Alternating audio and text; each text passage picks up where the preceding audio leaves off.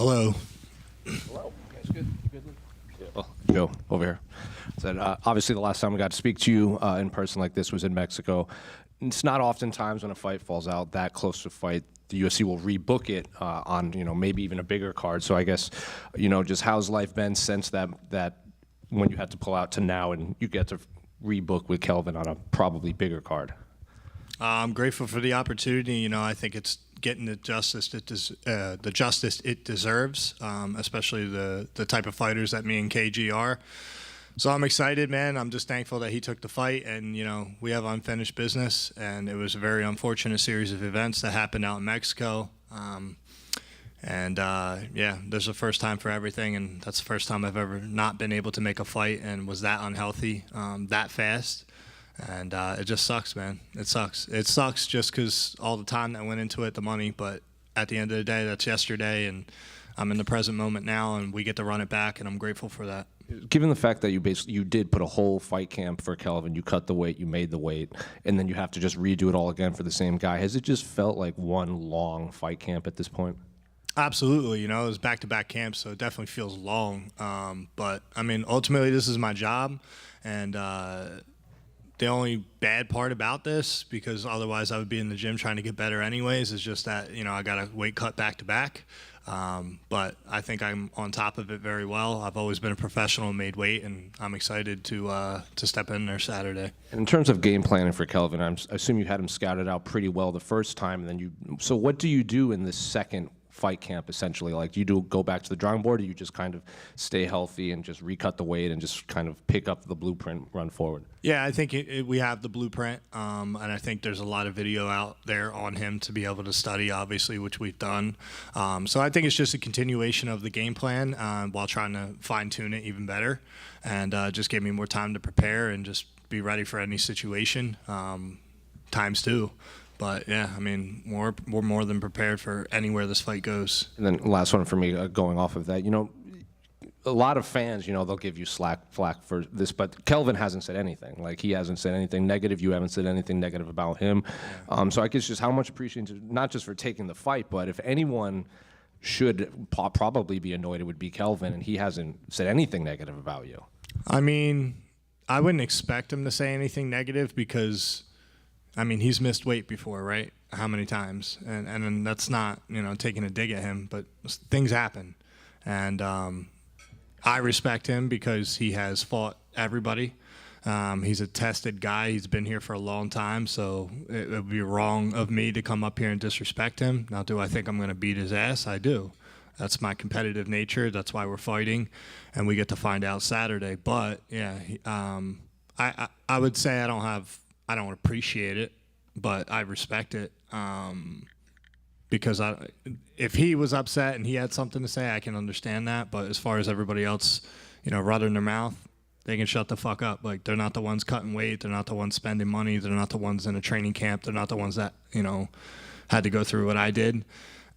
And I'm just grateful that he wanted to fight still, and we got it rebooked. Like I said, when you face off and you make weight and you don't get to do the dance, I think it's unfinished business. So I'm glad he's my opponent again, and I'm really grateful and happy that we get to run it back. Joe over here. We've seen throughout his career some ups and downs from Kelvin. You mentioned like his weight issues. So I feel like we sometimes see different kind of versions of him when he's out there. I guess, what are you kind of expecting to see when you guys get in there? What version of Kelvin Gastelum are you hoping for? I've trained for the Kelvin that fought Izzy, the guy that's going to be in your face, the guy that's got the cardio to go hard 15 minutes, and so I'm training for the best version of Kelvin. I also thought, in my personal opinion, that KG has done his better work at 85. He's not going to be as sucked out as 70, obviously, but I still think that there's a huge power difference between us. I think there's a big skill difference between us as far as me being more complete. I think a lot of people go off my Jack Hermanson fight, which is fine, but, that was my first big show, my first big test.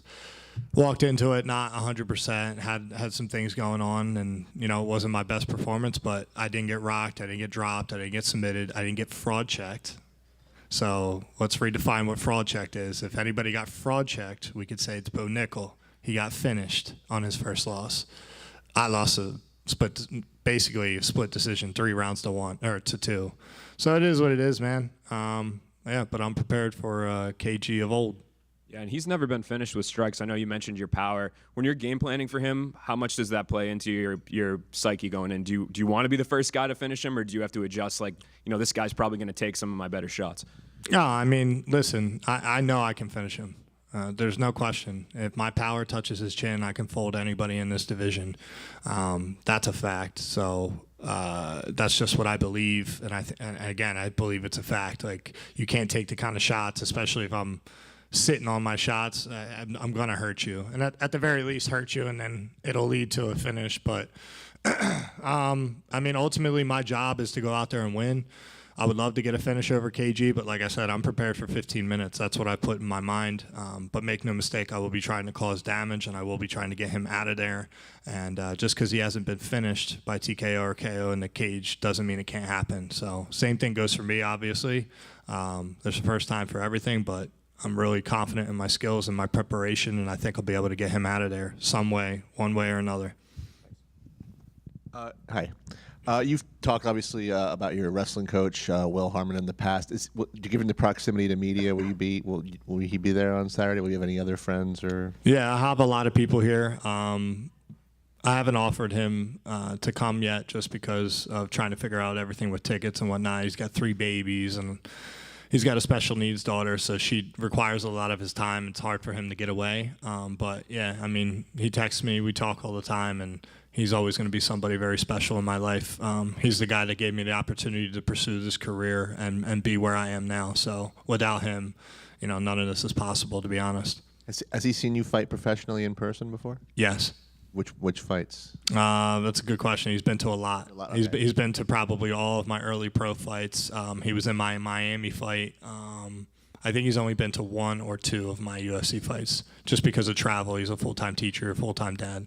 Do you ever go back to Pencrest and try and? Yeah, sometimes I'll go back for the pep rallies and just get the kids hyped up. So I try to show face. It's been a little harder because I've had back-to-back camps, so I haven't seen them as much this time.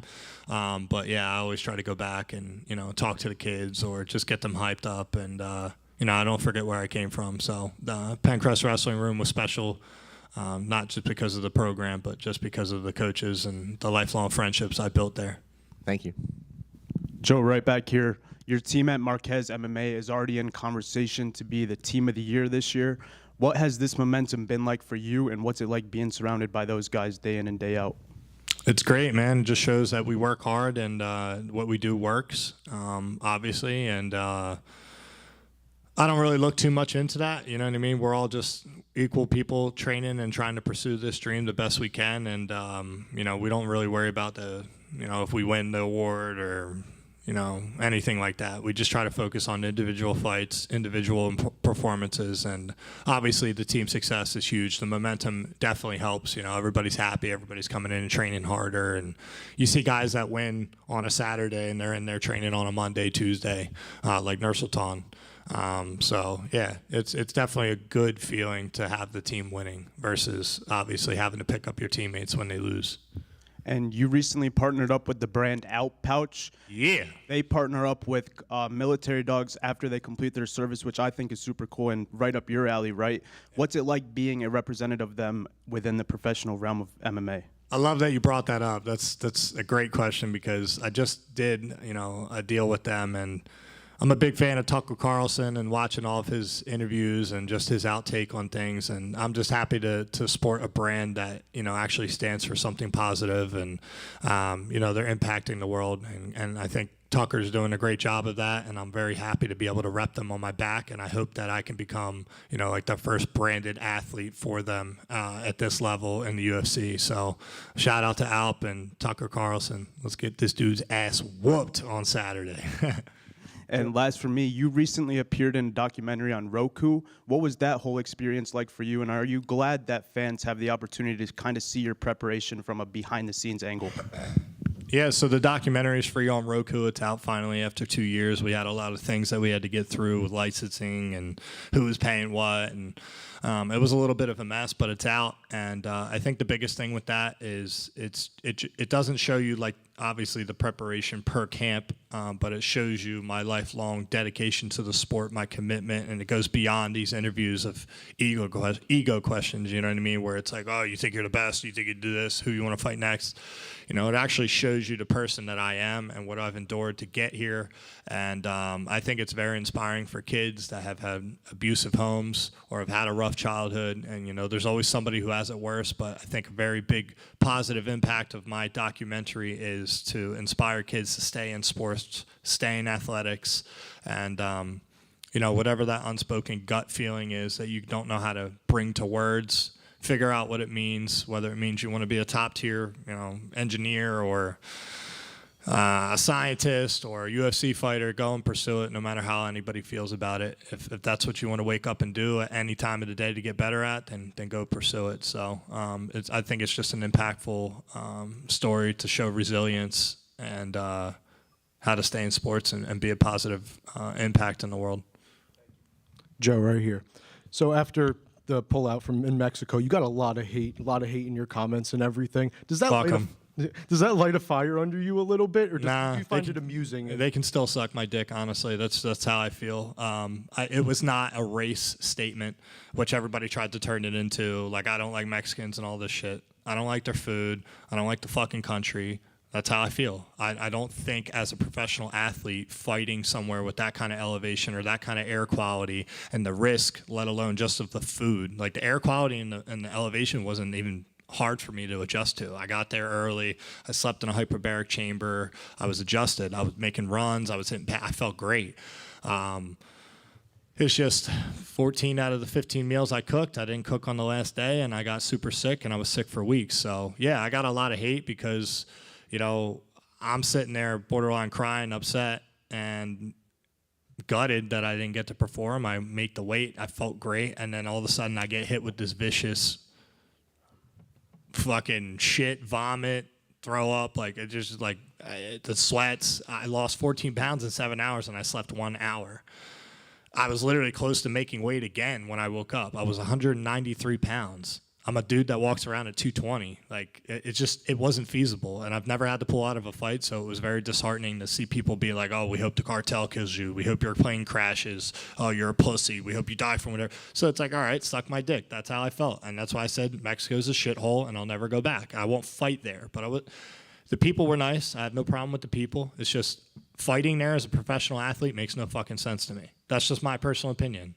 So everybody claims they love free speech until it's spoken, and then they try to censor you, or they try to say you're a racist, or they try to say that you hate people. It's like, whatever. Think what the fuck you want. I don't give a fuck. Yeah, I mean, you told Kelvin you almost got robbed there. I mean, it definitely wasn't a good experience. My coaches and my teammate got fucking stopped by the police because they were trying to shake them down for cash that they didn't have. Like, come on, dude.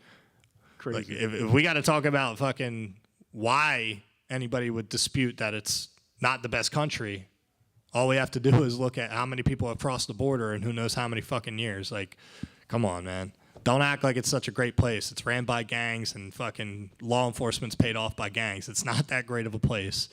Stop fucking coming at my neck. You know, they got two hands on my dick at all times. It's fucking frustrating. Joe, right over here. 1 second. On a lighter topic, actually, I just wanted to ask, this will be your first fight with your black belt. How much can we expect to see you show off that black belt in this fight? Well, I think Kelvin, just my opinion, I think Kelvin's afraid of my power early, so I wouldn't be surprised if he wrestles to try and tire me out type deal. So we're more than prepared, brother. I think I have very underrated grappling, very underrated wrestling, and I think the only negative people can go off of with my game in that regard is just the 5th round against Jack, because I was fucking exhausted in a 5-round fight, my first 5-round fight. So I'll be good, brother. But yeah, hopefully if he gives me an option to grapple fuck him and take him down and beat his ass, then I'll do it. Over here, Joe, one of the biggest comebacks in the sports is your hairline. Do a lot of fighters ask you about it because it turned out really well? I don't know if that's an insult or not. No, that was a compliment. I'm going to remember your motherfucking face now. No, you're right. It is one of the greatest comebacks, man. This shit is fucking flowing. It's a little thin. I probably should get it a little thicker, but yeah, it looks good. It looks good. And I'm not somebody that really cares I even know everybody's like, well, you went to Turkey. It was offered. Me and my coach went. We got it, and it was a great experience afterwards. But yeah, fucking look at this shit, dude. I'm still ugly as fuck, but not as ugly. Best of luck on Saturday. No luck.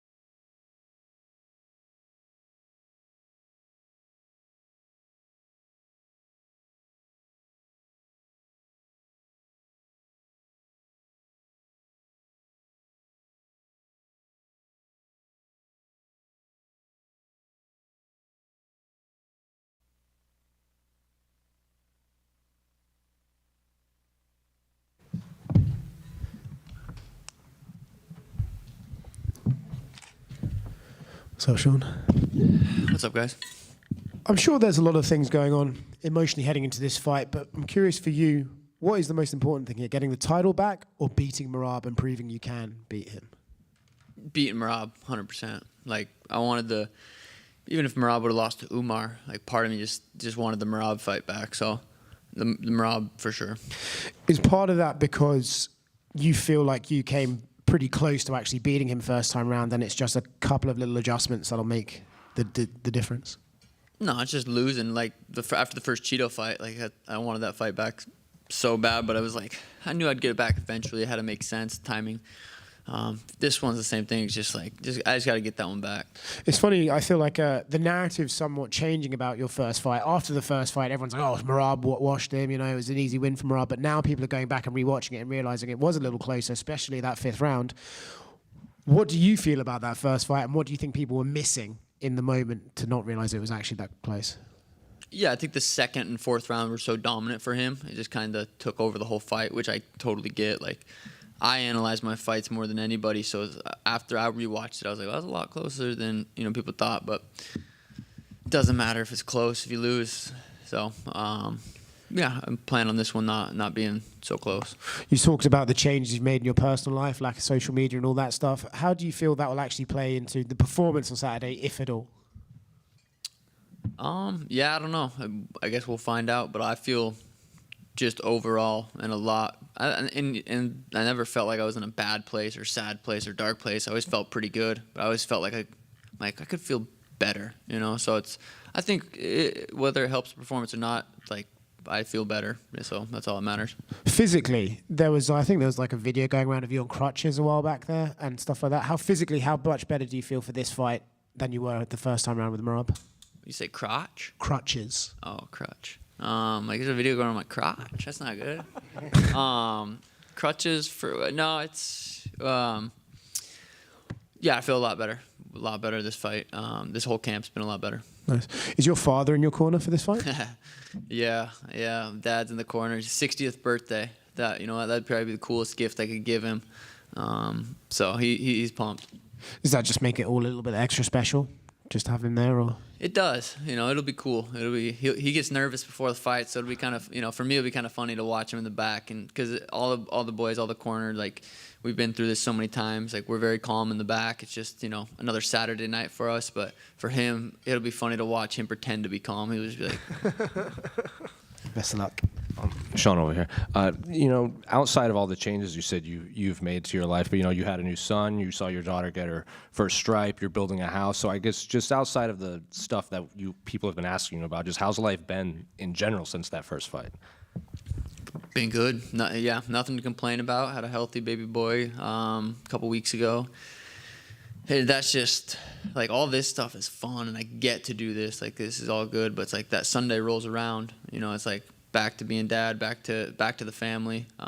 So, that's all this provides to be able to live the life we get to live, and I'm super grateful for it. But, yeah, it's puts it in perspective what life's all about. That line you said you were too attached to that sugar character that was on the countdown.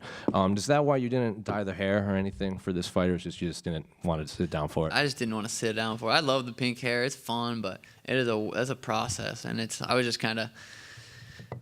I thought bringing back the OG hair would be pretty cool too. I think last time I had this was Jose Quinones. The first time I did my hair was June 6, 2020, so almost 5 years ago to the day, and.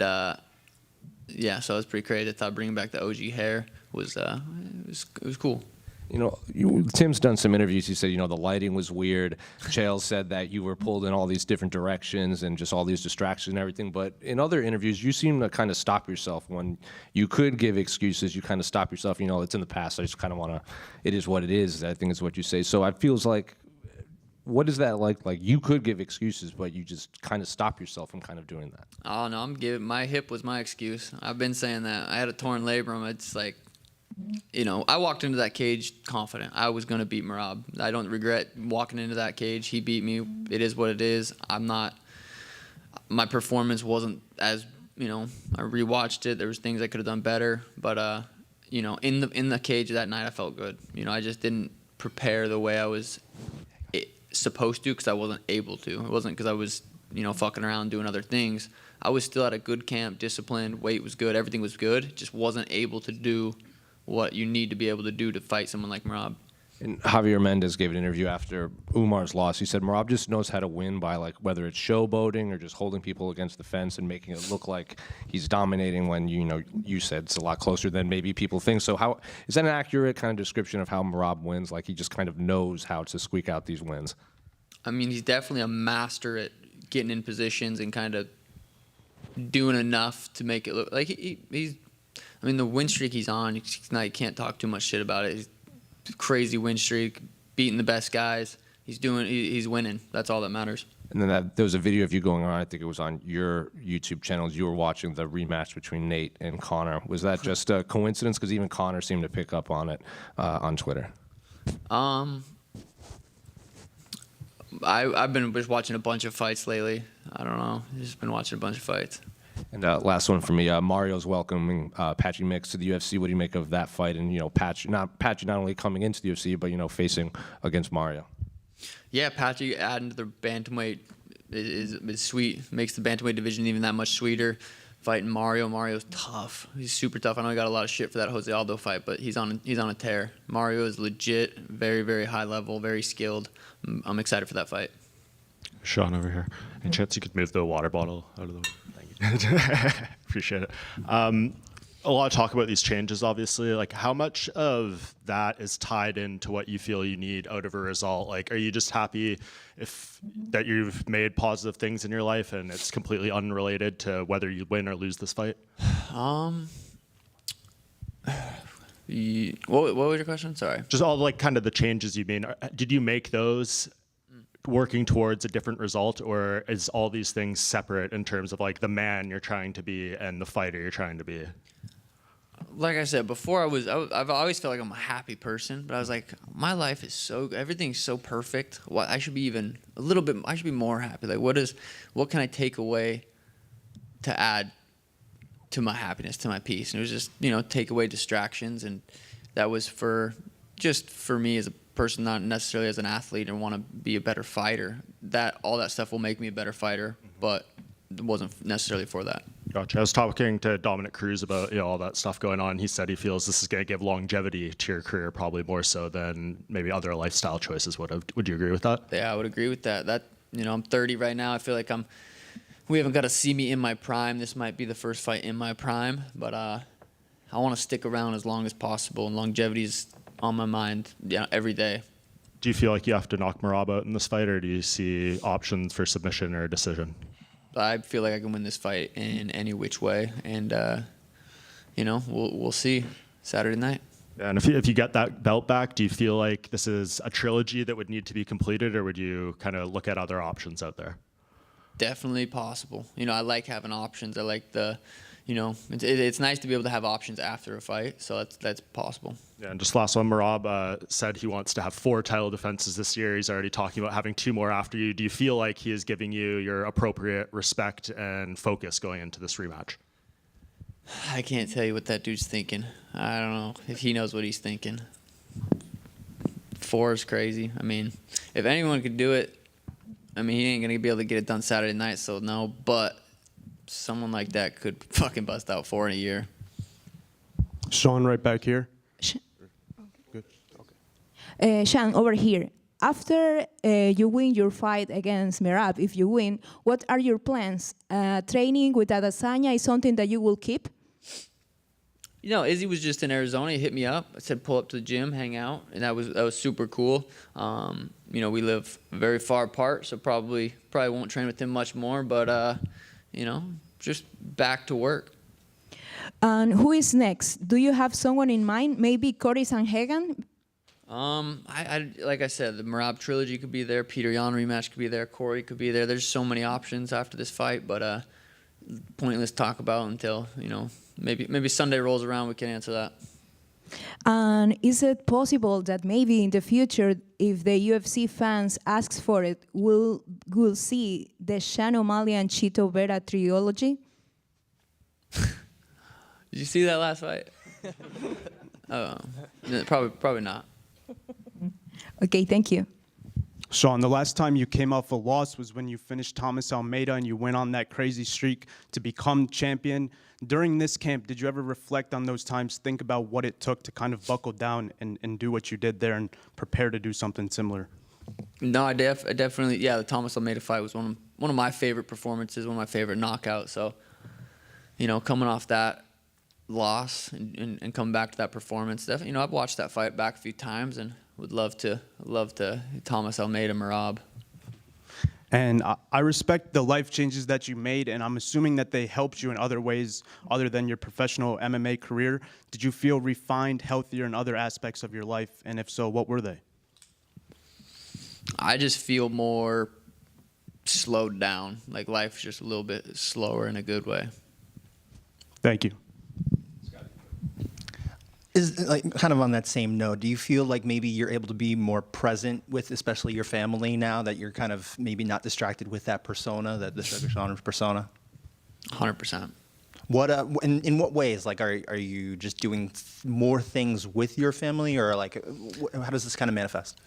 I just feel like I'm not, you know, you catch yourself, even if you're, I catch myself, I was driving, like kind of surfing Instagram, like, what the fuck am I doing? Just like catch myself and doing stuff like that, or like playing with my daughter, surfing X, like what am I doing here? So I feel like it just, yeah, limiting those distractions, definitely more present with the family, with training, with friends, just in general. And it just seems like in general, I mean, you got your father in your corner. You're talking about a lot better times with your children and that kind of thing. Do you just feel like you've grown a lot closer to your family, especially now that you're 30? I enjoyed my 20s. 20s were good. I feel like 30 was time to really grow up, and you know, I'm very happy with how my 20s played out. I was able to stay dialed. I stayed disciplined. I was always focused. I never was lacking in fight camps, and never was an issue. I just now feel like I'm just evolving. Do you think you would have gotten there if maybe that fight in September didn't go the way it did, if you had won that fight? Yeah, I do. I do think I would have gotten there because I've wanted to do that for a long time. I think that just kind of either pushed it forward, but I do think I would eventually have gotten to this spot. But yeah, you never know. And then one more question about the fight itself, the fact that this is a rematch. You're no stranger to rematches now. How much do you kind of, especially from your first experience with Cheeto and everything, how much do you draw upon the fact that you've had time in the cage with this person to be able to help you in this case? Yeah, I mean, we both had 25 minutes together, so if it helps me, it helps him. But he didn't get the best version of me, so I don't know if he's overlooking me. I don't think he is. I think he knows this is a tough fight. But yeah, I feel like I got a good version of Merab. You know, I think he's in his prime right now. He's had the best performance of his life against Umar. But I don't think he got the best version of me, so I think I can surprise him. Actually, one more question. I mean, we've seen you kind of have some fun in the cage, too. You know, you like to whip out the basketball moves and that kind of thing. Are we still going to see that if you're feeling it, or is that kind of past now? It just comes out when it comes out. I don't plan that shit. Okay, thank you. Just to kind of play off the theme here, I guess, when you gave up these things, you said you were more present, but did you pick up any, like, new hobbies? Did you start, you know, maybe reading more? I mean, was there anything that to pass the time? Definitely been playing some poker. Okay. Poker with the boys is a hell of a time. It's yeah, pretty much it. Other than that, everything else is just a little poker. Was there one that was harder to quit than the others? What's your full list of changes? I mean, what's your list, and which one was maybe the hardest one to give up? They were all, you know, I haven't had an issue with any of them. It was just like, I'm just done with them. Now we're here. That's gaming, social media. Anything else? No, that's about it. All right, over here. Last time I asked you about Dana White privilege. Do you think that concept still plays a role in how fighters get opportunities in the UFC? I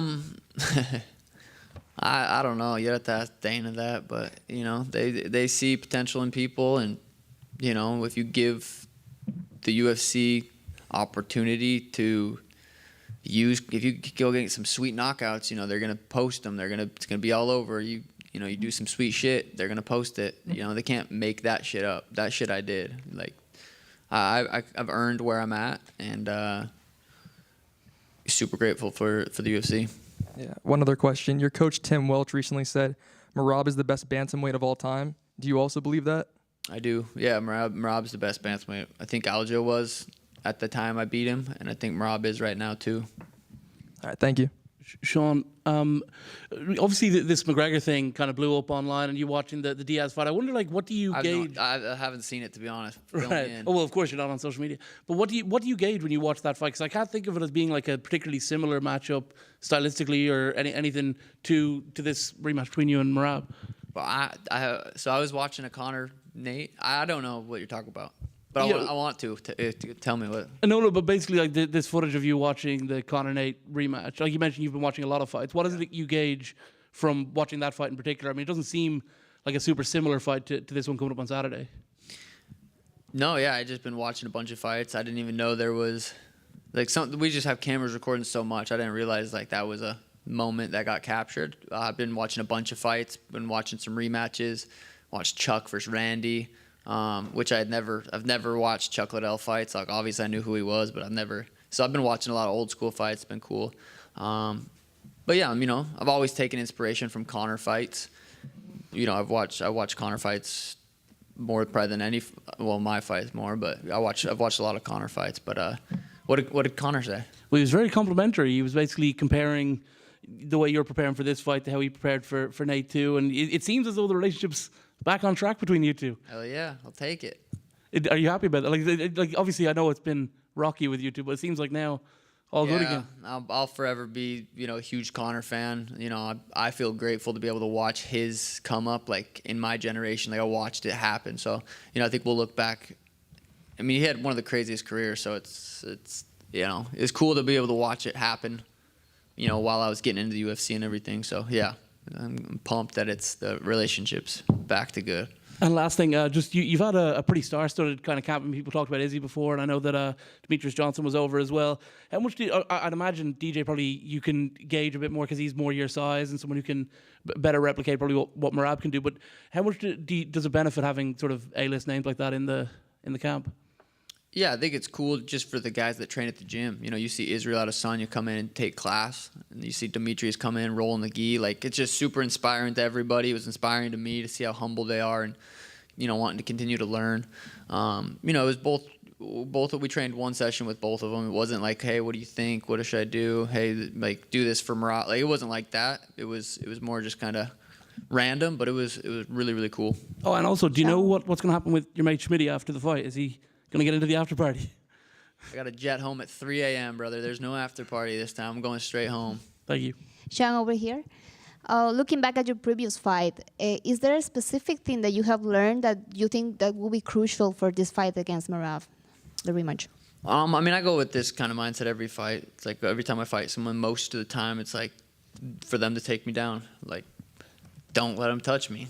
Don't let him touch me. If he doesn't touch me, I win the fight. So it's the same mindset I went in with Aljo.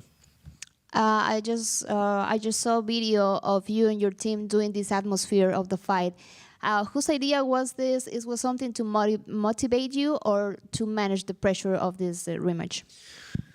Yeah, no, it's Tim. Tim said, hey, we started training later in the afternoon. We've never sparred that late, so we just did a whole simulation, kind of the walkout, stood in the cage, waited for a little bit, and just simulating it, kind of visualizing it. You are known as being a finisher on the first rounds. You have also a good records on this division, but also Merab is being known for his gas tank. He is going for the 5 rounds. Do you think this could go to the decision, or are you looking for finishing on the first rounds? I would not be surprised if I finished him. I wouldn't be surprised if we went 25. I'm prepared for it to be a war. Thank you. Yep. Thanks, guys.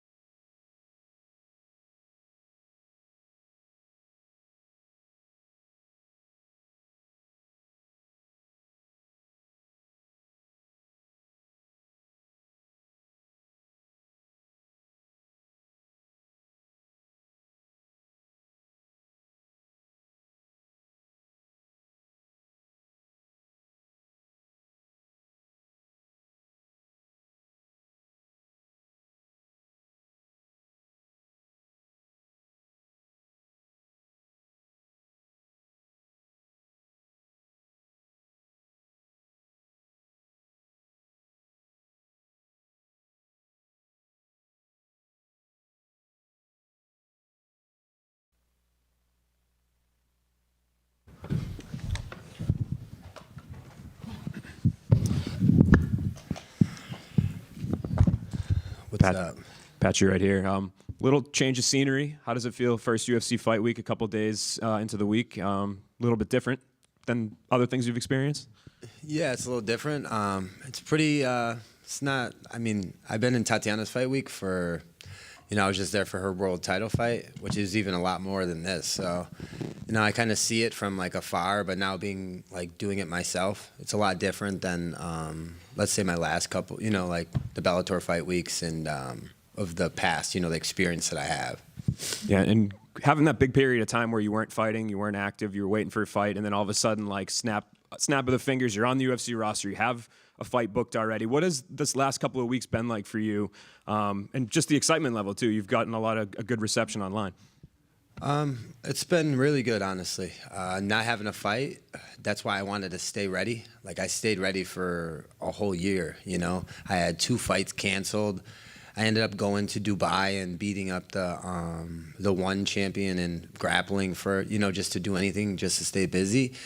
So it was like, super exciting when we got the call. And then like my coaches, they're super, they're pumped and thrilled because, obviously the UFC is the biggest organization in the world. So it was the perfect timing to accept a fight. And my weight had already been in check. Everything was already, all the boxes were checked. So it happened overnight, and I'm just blessed to honestly be here now. Yeah, and kind of going off that, I mean, you've never lacked motivation. I think a lot of people consider you one of the best bantamweights in the world, regardless of where you fought. So I'm curious, though, for you, as being able to associate your name with the UFC, does that unlock something in you as well? Like, is there an extra fire now, motivation for you?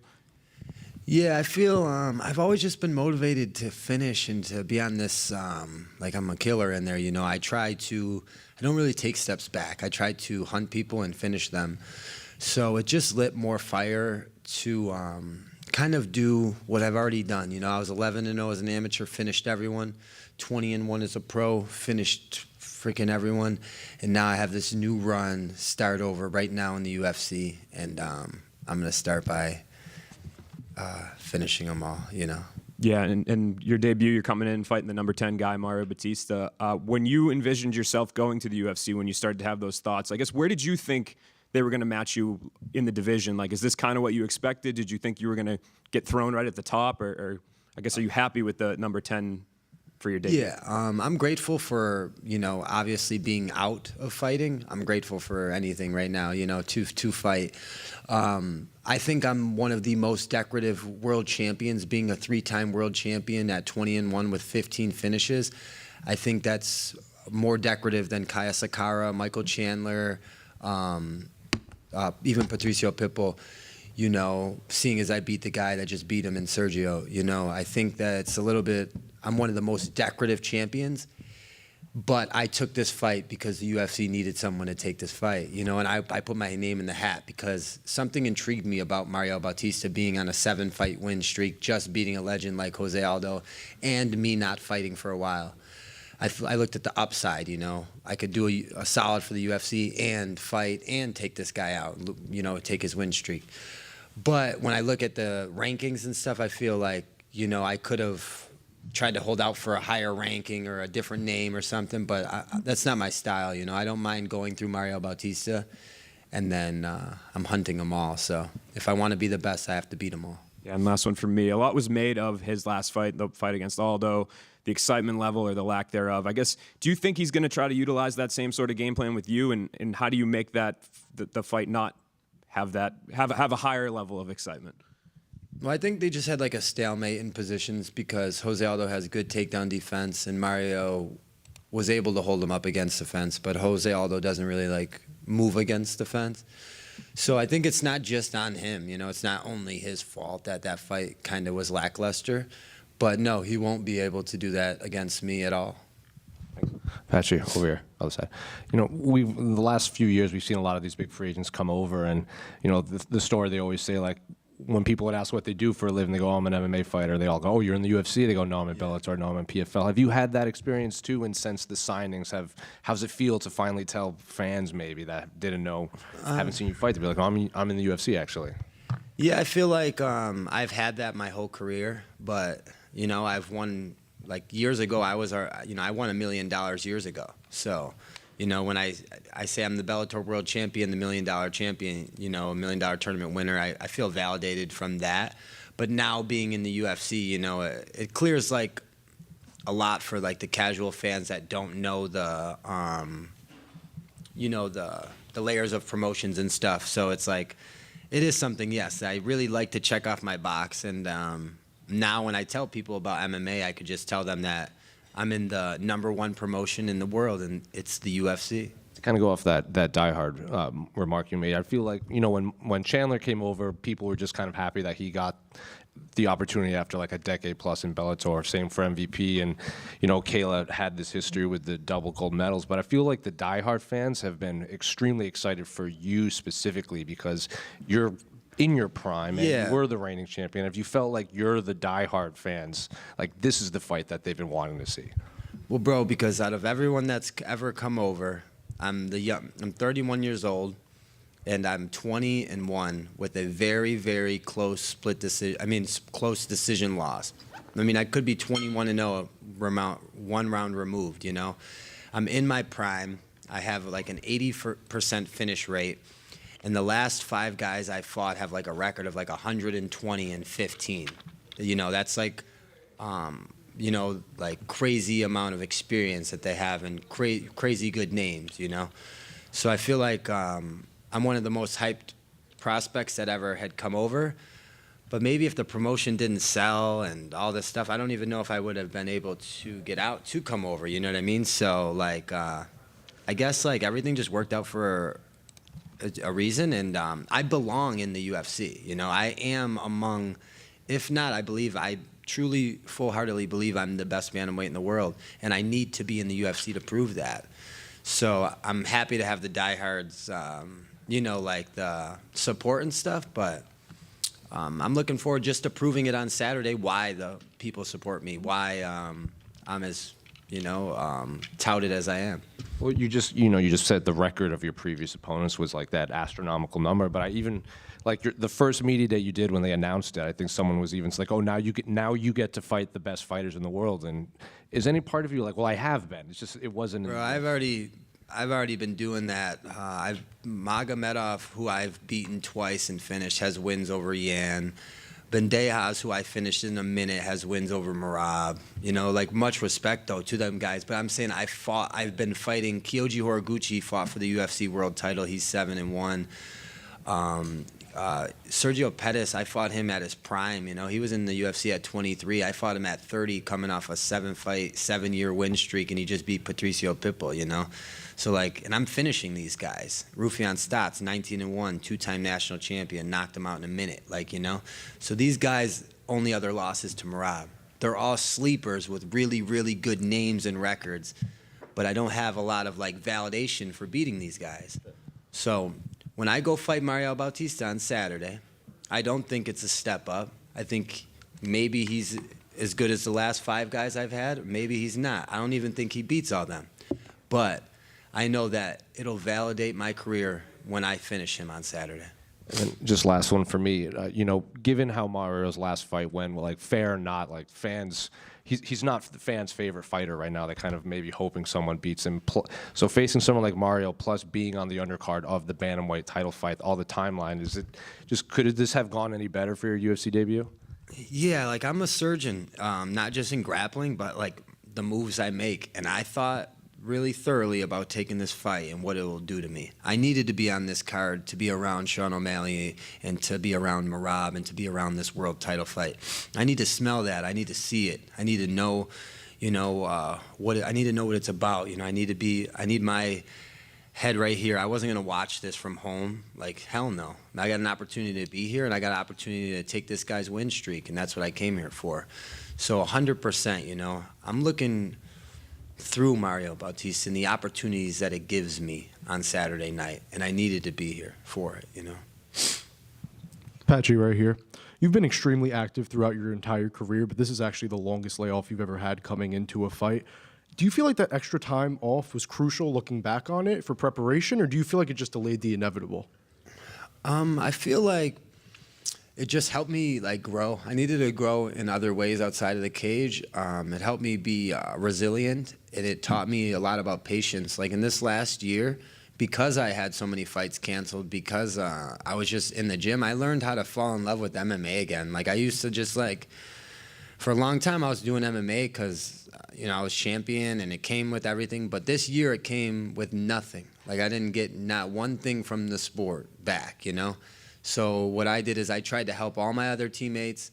I tried to just be in camp and try to help as many people as I can, the Dan Iges, the Juliana Rosas, the Stan Mans, the Kobe Fairs, all my training partners. I tried to help them while they were Jeremy Kennedy, while they were getting ready, and all my jiu-jitsu buddies too, like the 10th Planet guys, Andy Varala, Brady, Spence, Adam, like all those guys. I just helped my teammates, and in this last year, I just fell in love with training. So I feel like I was dangerous like a year ago, but I'm like 2-3 times more dangerous right now. So you've been on the side of the journey that Tatiana is currently on many times before, along with her. How much has she helped you acclimate and prepare for this moment? She's helped me a lot, from everything at home to everything we do like on the daily. I train with her. I drive home from training with her. I eat my food with her. I lay my head down with her. So it's she motivates me, and I spent weeks with her in Australia, and then we had come home and just took a little time off from training, and then like maybe a week or two, because her knee and stuff, and we just kind of hung out and then just got right back to it. And she's been in the gym lately too, so it's she's right there training, sparring, doing everything she can to become the best as well. So it's very motivating for me to have the support. Patchy, right over here. I know that you come from a place not too far from here, upstate New York, and a couple weeks ago you posted a picture of your family saying how you hadn't seen them in a little bit. Can you tell me, what a perfect timeline this week would look like? Would it be getting this victory and seeing your family, kind of where you come in this part of the country where you come from, something like that? Yeah, we're already over here, so just like I said, I can't pass this debut up. I made my Bellator debut against Ricky Bandejas. I was a humongous underdog, and I choked him out in 1 minute. All my family and friends were there. So now I make my UFC debut in New Jersey. All my family and friends are here. We're going to have a humongous feast on Friday night. I'll have 30 people out at dinner. And then I'm looking forward to Saturday, waking up, shaking out, and going out there and putting a master class on. And if it's not a master class, I don't care. I will go to war with this kid all day of the week. And one thing I know about you too is that you live by the motto, stay ready. You're always putting stuff like that on your Instagram. And I feel like it probably could have gotten tough to stay ready, right? Because you had nothing to look forward to, nothing lined up and stuff like that. So how hard was that to do, and how happy were you when you had finally gotten the call that you had something to prepare for? Yeah, I come from Extreme Couture, and I'm one of the main staples of our gym, aside from me, Strickland, Curtis, a few of these guys, these, and I'm always training. I don't believe in training camp. I don't believe in I spar I'm in training. I do everything, I'm always training.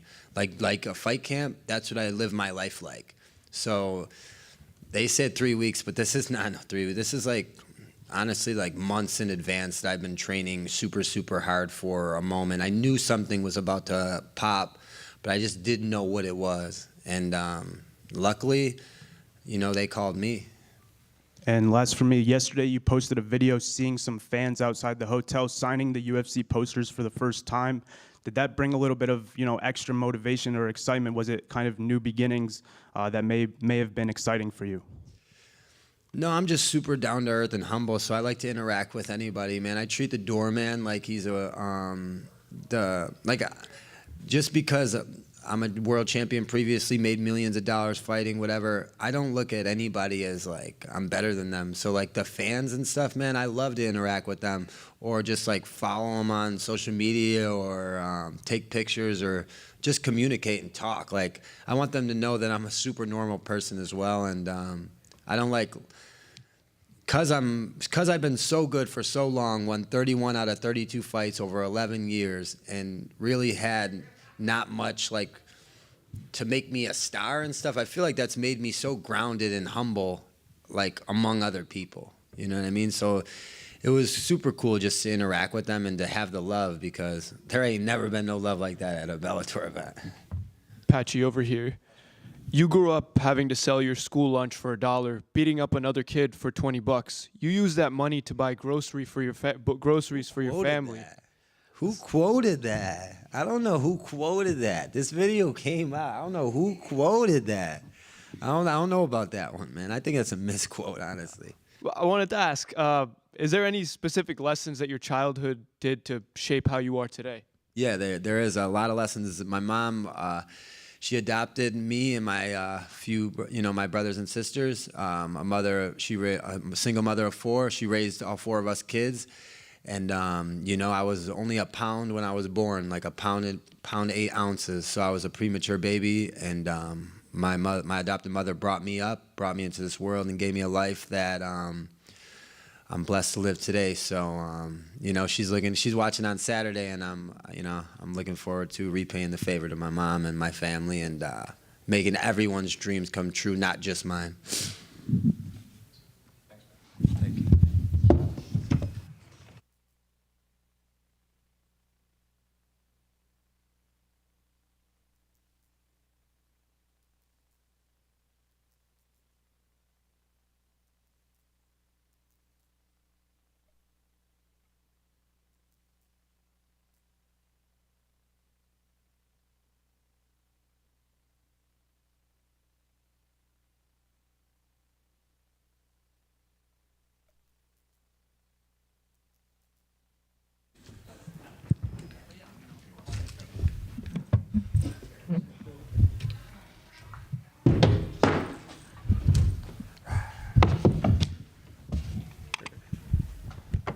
Well, Kevin over here. Obviously, we saw you just recently in March over in London, welterweight fight. You said, you didn't really know if you're going to do middleweight, welterweight. If you were going to go to welterweight, probably needed a bit of time to cut down. So I just how's life been? How's camp been? How's preparation been for Vicente at welterweight? Things were good. I thought I was going to fight once and then didn't fight that fight. So I just kind of stayed in the swing of things. I had this grand slam I was going to hit for the turkeys. I couldn't hit my grand slam for the turkeys, so I only got to kill like 1 turkey. So it's been a shit show, but it's cool. So it was good, but also a shit show, is what? Yeah, I mean it was chill. I didn't get all my side quests done, so that's kind of fucked up. What was the fight that you almost got that you had to? I had the Peratas fight, but then Gary's popular ass came and took it. So fuck. Was that an annoying, like maybe even mentally, kind of like you thought you had the fight and then all of a sudden you didn't have the fight? Nah, I'm used to it. That's been my whole career. They say, Kev, we need you. I'm there. We don't need you no more. See you next week. So just used to it. Well, they came to you with Vicente, and I feel like when they announced this, I think fans were surprised that you'd never been matched up before, and we're kind of excited that the fight's finally happening now. So what do you make of Vicente as an opponent? Yeah, I wanted Vicente Luque the last time I came down to 70. Was trying to go for a little run, so it was always a name that I liked. So when he finally called my name, I was like, shit, about fucking time. So here we are. Well, it seems like, 2 well-rounded fighters that have finishes both on the feet and on the ground. So I guess what type of fight are you expecting from Vicente? Hopefully he can tap into his old self, and it's like and show up. It's like he usually takes punishment very well and then delivers punishment right back. So I'm a little longer than some of the guys he's faced before. I know that he's fought some tall guys, but he never fought a long guy like me. So it's like I expected to go my way 100%. Had this been a few years ago, then I'd probably tell you it'd be a true barn burner. But I'm gonna say a barn burner so the fans will be happy. But 100% my way. So when you say you hope the old Vicente comes out, is that because like the last few fights, maybe like especially like the Buckley fight, I think people kind of talked to, he didn't look like the Vicente of old in there. It was something else too. But it wasn't just the Buckley fight. It's just certain little things that Luque does, and I've seen a couple interviews where he said a few things. It's just. He doesn't even believe he takes punishment as well as he used to. So it's like when a guy's known for taking punishment and then delivering punishment, it's kind of sad to see that start to fade away, So like you said, like 3 years ago or 3-4 years ago, probably a barn burner. So do you envision that this fight kind of ends inside the three rounds? Yeah, I don't think he has the durability that Nelson had. Once I caught him, he was able to, shake back. And that's just from having, some time sitting down and letting that chin rest and stuff like that. So, no, I plan on going out there, touching that thing early, and I don't think he gets back up. How many fights do you think you get into this year, like by the end of the year? So I thought you were going to ask me this weekend. It is new. By the end of the year, I think for sure I'll hit that. I think I'll for sure hit 5 to 6 fights before the year is over with. I mean, realistically, it's like we're already at 3, and it's like 2 more would be easy as hell. 3 more is really idealistically I could do, but that just means I'd have a really busy year, and that means next year probably wouldn't be as busy. I mean, the Noche card just got moved to Texas. The Noche card did just get moved to Texas, but until Texas figures out their legalization of marijuana, it's kind of hard for me to fight there. They don't want you to smoke a whole month out from the fight, and that's difficult, you know. And it's like I still have a life to live, so I got to smoke my weed. And then just last one for me, your reactions to the new champion at welterweight with Jack, a guy that you had history with. Oh, yeah, I think it's amazing. I remember I said a while back between Duplessis and Bilal, which one was a better champ to watch. And I think that, of course, Homer Simpson over there, you know, freaking dude's fucking wild, but he's such a fun person to watch fight. Duplessis is a better champ to watch than Bilal, so it was pretty cool to see Bilal lose the belt. I thought Bilal was going to lose the belt regardless. I've been said a long time ago when Islam was teaching him how to hold the belt that if it wasn't somebody else that take the belt from him, it'd be Islam. So I thought Islam was going to come up regardless and take it. What did you make of that fight between Jack and Bilal? Because I think even fans were surprised at maybe just how exciting it was between those two. I mean, Bilal's best win to me was Sean Brady. I was shocked that he ever beat Brady, but I've never thought the world of Bilal. You know, it's like he's a hard worker. He puts in the work, but I mean, camps boil down to who's going to put in the most work. And as long as you outwork Bilal during the camp, you could damn sure outwork him in the fight. So it's like that's all he really has is work ethic. Kevin, right here. So I haven't seen you do any interviews in the lead up to this fight. Was that an intentional thing, and why exactly? Yeah, ever since the Jackson podcast interview, I really don't just do none of that shit anymore. It's like they kind of killed it for everybody. And speaking of that, they still owe me a couple grand, and they always do a bad job of paying me on the first of the month. They always pay like around like the 10th or something like that. I don't know if they're having a money problem, but they need to do a better job paying me on time. So, future reference for all you guys that want to do interviews, I charge out the ass now. So, unless you're getting it this week, you ain't getting one. Could we potentially see you bull riding soon and potentially maybe call out Cowboy Cerrone in a different sport? Yeah, I mean, I'd be down to get on bulls. I think I was on a bull way before Cowboy Cerrone ever was on a bull. And it's like, there's no reason to call him out. It's like, he's not even that good at riding bulls now. So, that'd be a waste of time. So, this is my last one, and I'm sorry I have to ask this, but you predicted that JDM would beat Bilal and that Islam would come up and beat him, then Ilya would come up and fight him. My only question is, where does Kevin Lee fit into all this? Oh, same place I've always been, sitting at home, smoking weed and collecting checks. Kevin, right back here, piggybacking off of that PBR stuff. I saw you training an actual bull rider, Andrew Alvidrez, in the gym. What was it like having a guy from a different, I guess, combat sport, very dangerous sport in the gym with you, showing him that type of stuff? He was a cool guy, really, really humble. It's crazy to know that these bull riders, you know, they go against an animal as vicious as a bull or as big as a bull, and they're still just very humble, calm, collected guys. So it was really cool working with him. And then I actually got to go to the PBR and see him ride, and he actually took first place in that part that he was in, so he won him some good money. So props to that guy. Congratulations to him. You know, I love the money. Can you talk about a little bit about, you know, your love for bull riding? I see that you're, you know, a fan of the sport. I love the sport too. You know, what do you make of that sport? I don't know if I'm a fan of bull riding, right? It's like my boy Cowboy used to ride bulls, and I'm always giving him hell, like, you know, I'm way worse than that bull. So it's not that I'm a fan of bull riding. My son's a big fan of bull riding, so that I guess that's where my passion comes in at. Whatever my son likes, I love. And I hope that he can do really, really good in bull riding. But no, that's for Cowboy, and my passion is just I enjoy the farm life, I enjoy the hunting life, and I just enjoy being outside. 100%, man. I actually work at Bass Pro back home in Connecticut. I had a young gentleman from Dallas in the other day. He wasn't a UFC fighter or a UFC fan, but, you know, I had to bring up the Trailblazer and ask, you know, if he knew about you. And like I said, he wasn't a UFC fan, but he still knew who you were. What does it mean to represent the Dallas-Fort Worth community like that and really just have that love, you know, from people who may not even know the sport of MMA? It's great to have love in the DFW. It's great to have love. I mean, I feel like I represent Texas pretty well, not just the DFW, because I'm always in Houston as well. You know what I mean? So it's like I'm happy to live in Texas. Never going to take anything away from being a California boy, but I'm for sure a Texas man, you know? 100%. Thank you. No problem. Right, over here. You recently said on the Jackson podcast that you don't want to be a world champion. So if that's not your goal, what are you fighting for? for money. I mean, what the hell else would I be fighting for? It's like everybody who fights for a real championship, that's great. But at the end of the day, they all got to pay bills. So if they tell you they're not fighting for money, they're a goddamn lie. And if they tell you they're not fighting for money, we'll tell them then go back to what they used to get on their first contract and see if they like that or if they hate that. So I'm always fighting for money. All right, one other question. How is your current relationship with Rampage Jackson? My current relationship with Rampage Jackson? Bro, Rampage Jackson's not in the UFC, is he? No. Get off his dick. Thank you. I'm out of here, guys. Have a good day.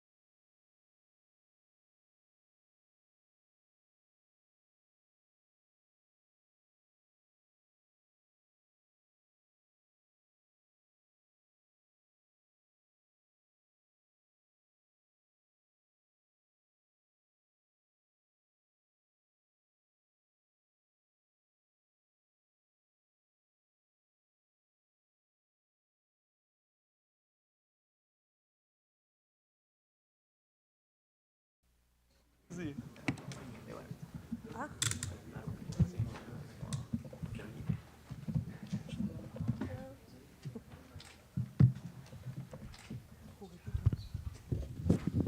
Hello, everyone.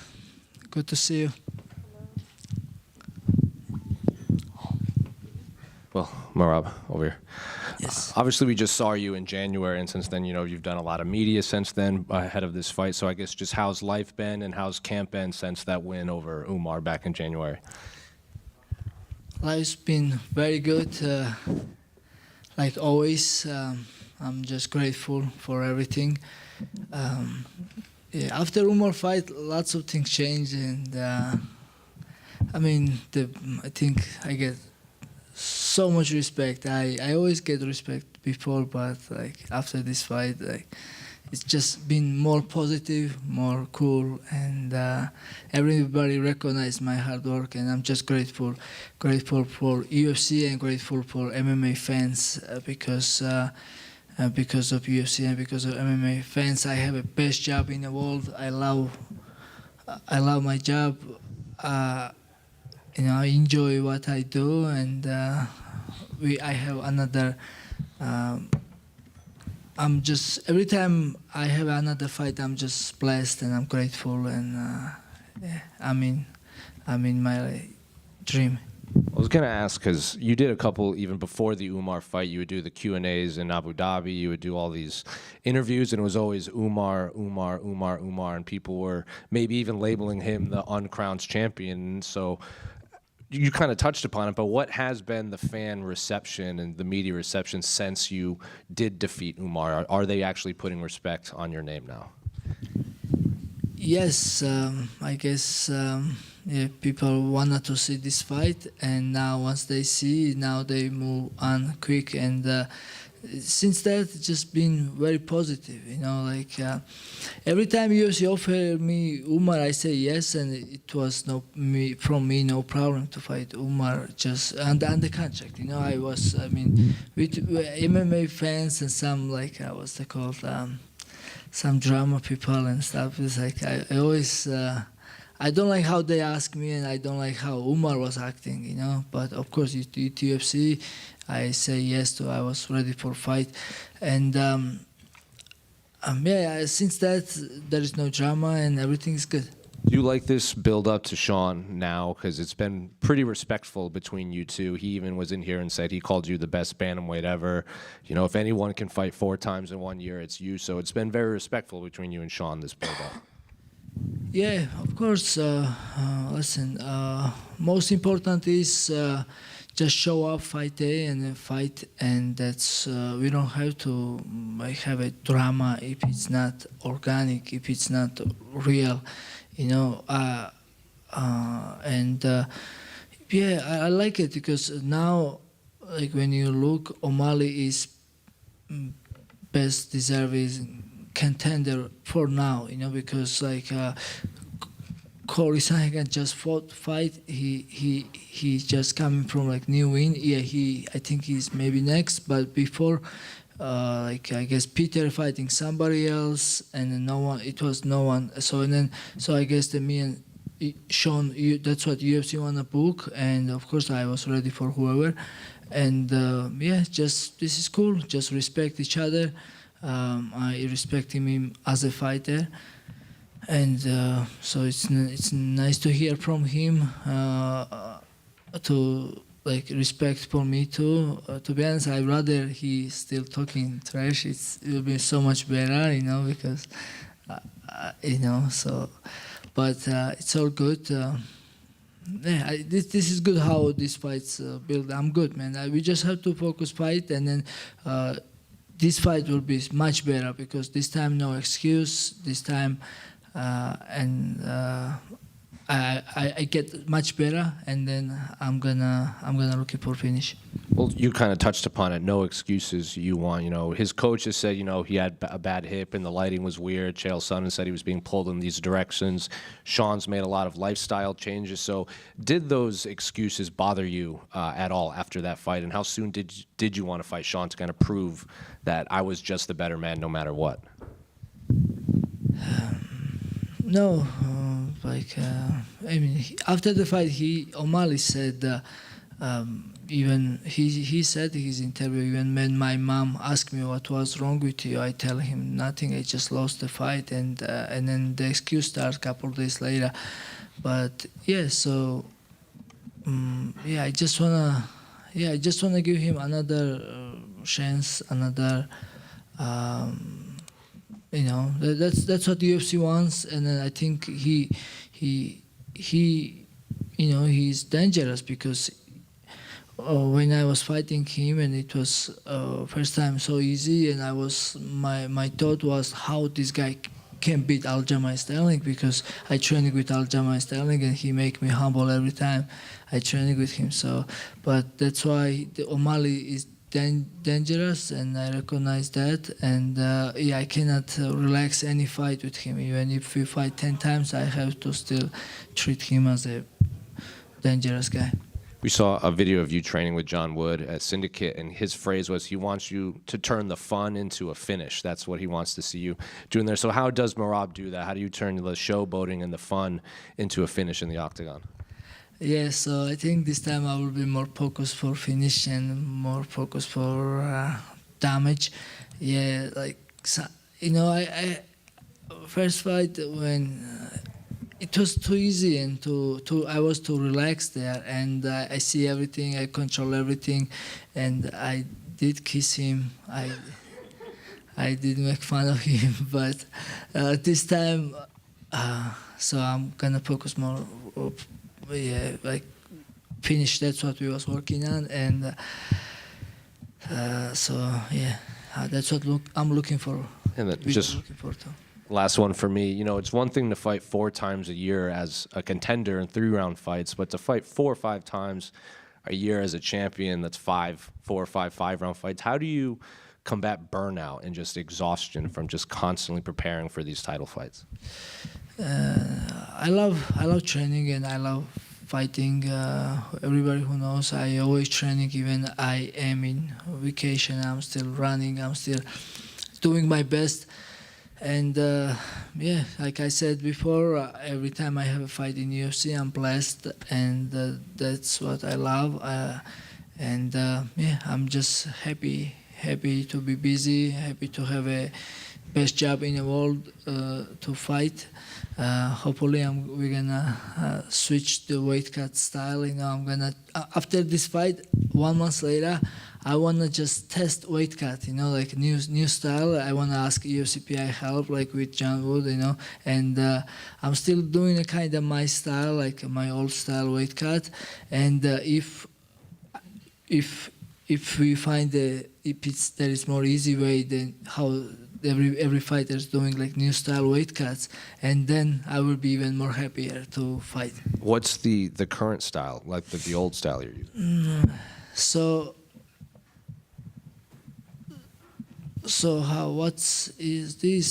I followed the beginning, I drink like 5 liter water like a couple of days, and then I still go my old style.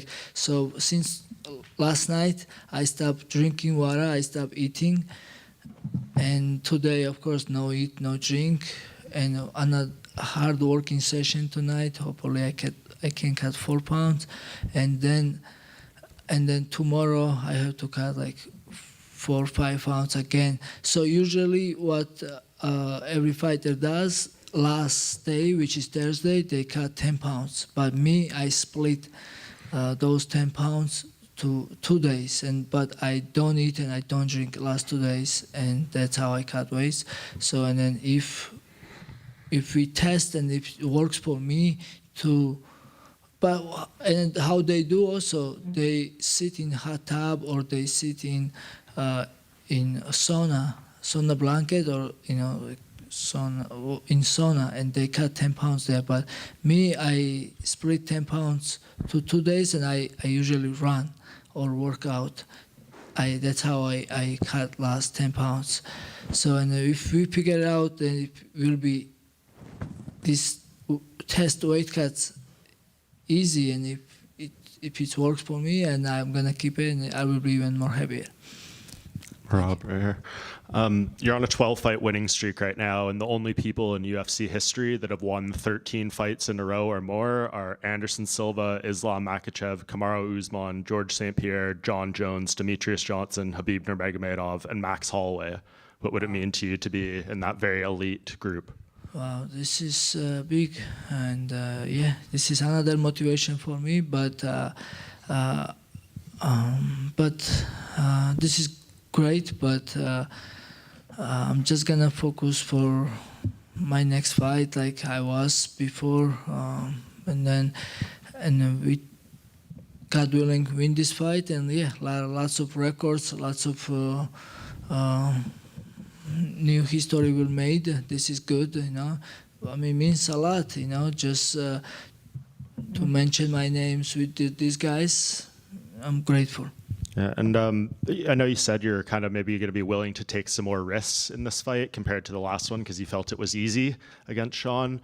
Someone might say it took you so long to get to the belt and so much work, right? Why would you take any additional risks? Because, well, Sean got the immediate rematch here against you. People wonder if maybe you would get that same opportunity if you were in that spot. One more time, please. Why would you take as many risks in this fight or more risks than you need to when it took you so long to get to the belt? And if it doesn't go your way, you might not get the immediate rematch like Sean O'Malley did. Yeah, I understand, but no problem. I don't mind to give him this fight back or chance, take a risk. You know, I'm a fighter. Every fight is risk, and life is risk, and you gotta. That's good for me. I mean, even if, hey, everything can happen in the fight. I may lose if they don't give me much. I don't give a shit. I just wanna fight, and I just wanna be busy. And but work we put in and shape I am. I believe I can beat this guy again one more time, and I'm looking for beat him even dominate ways.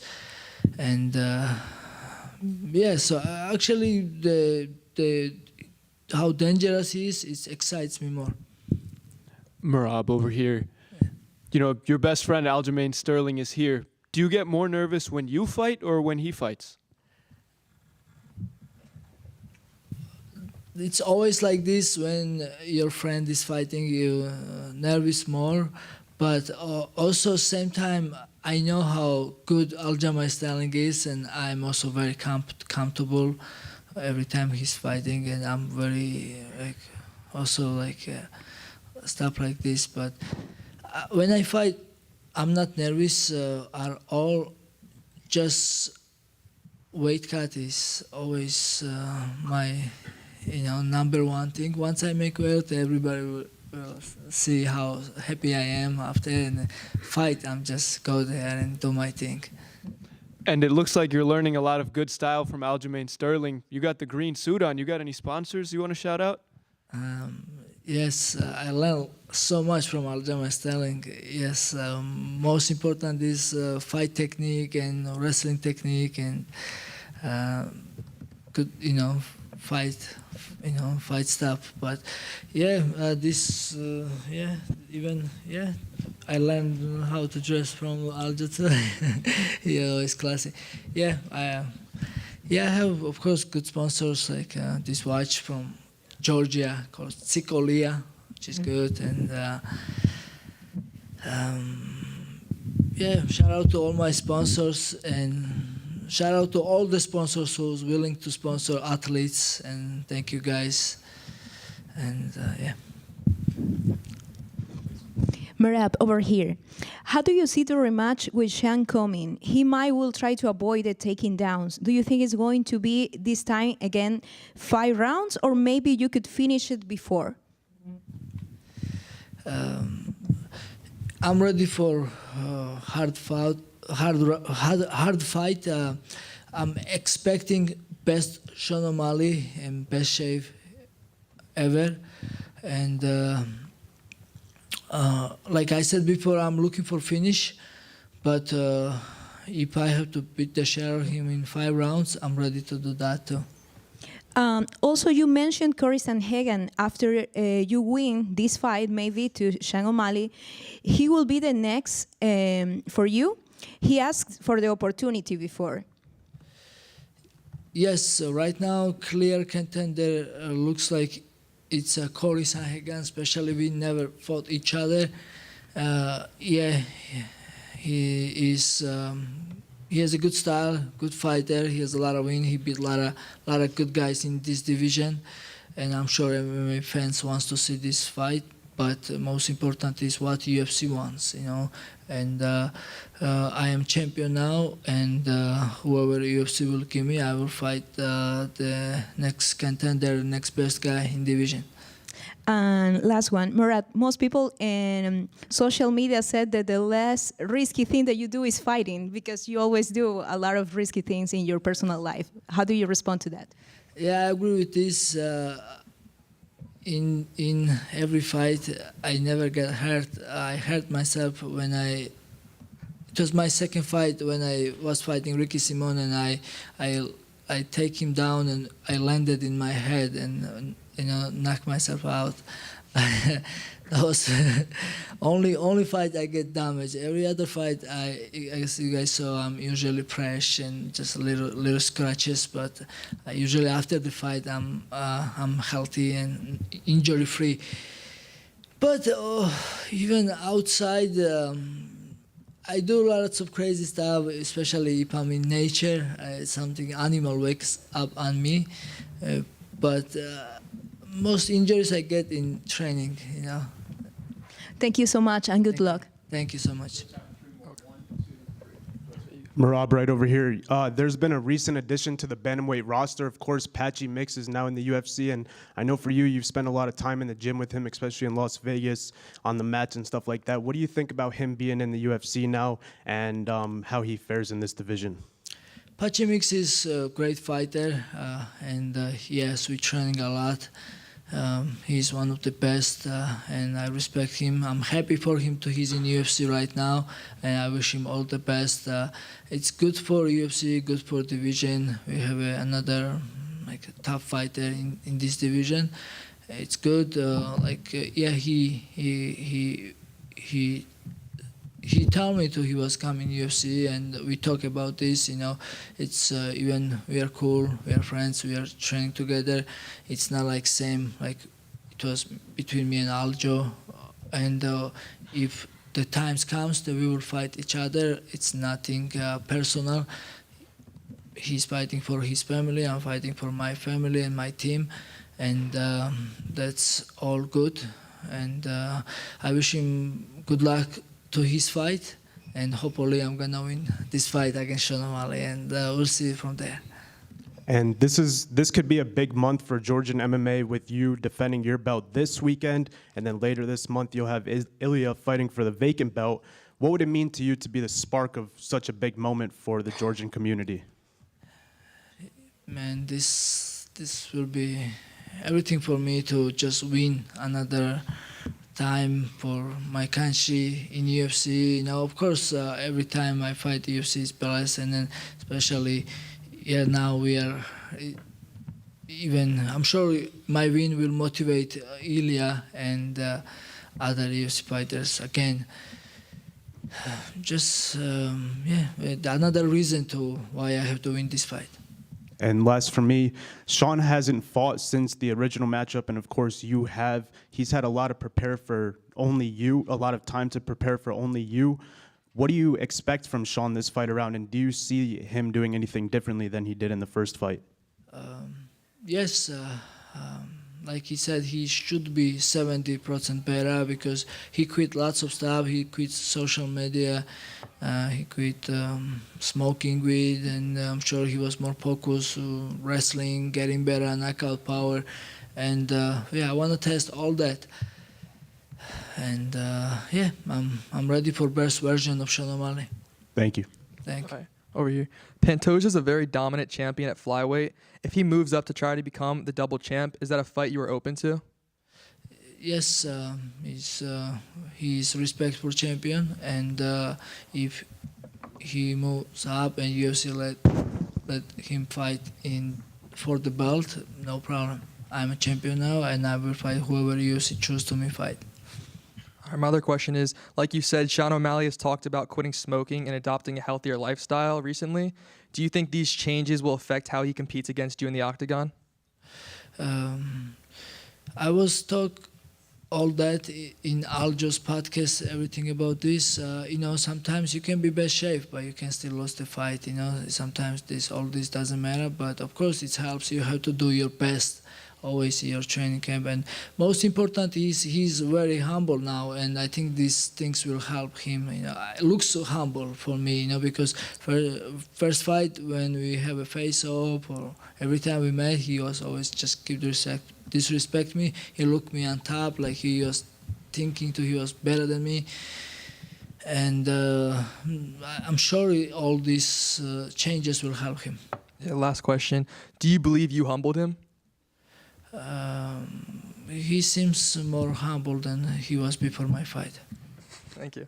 Merab, you've kind of opened up about obviously this broken toe, and you kind of tend to have injuries going into these fights. I wonder, are you feeling better going into this one than you were going into the Umar fight? Because I know there was some pretty serious injuries going into that one as well. Yeah, this training camp is 10 times easier than Umar's fight. Umar's fight, I was seriously injured. Like my back was, I don't know how fucked up. Like sorry for words, and yeah, my leg was also like not good and infection and stuff like this. And then in training was very challenging for me, but this time no problem. I was able to training every day, a couple of times a day, and I did my best in training camp. Now, like I said, I mentioned before, now it's like weight cut process. It's always same, mind game, and I am so much better than my last fight. The weight cut is something that you're concerned more with than actually having a broken toe?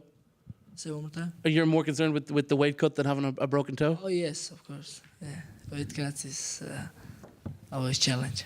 Obviously, this is a place that means a lot to you, like this part of the world, and I know that this is kind of where the story with Sean all began, because I know this was where Aljo had his first face-off with Sean in the octagon and everything. Would it feel right to sort of finish the whole story with Sean O'Malley in this building?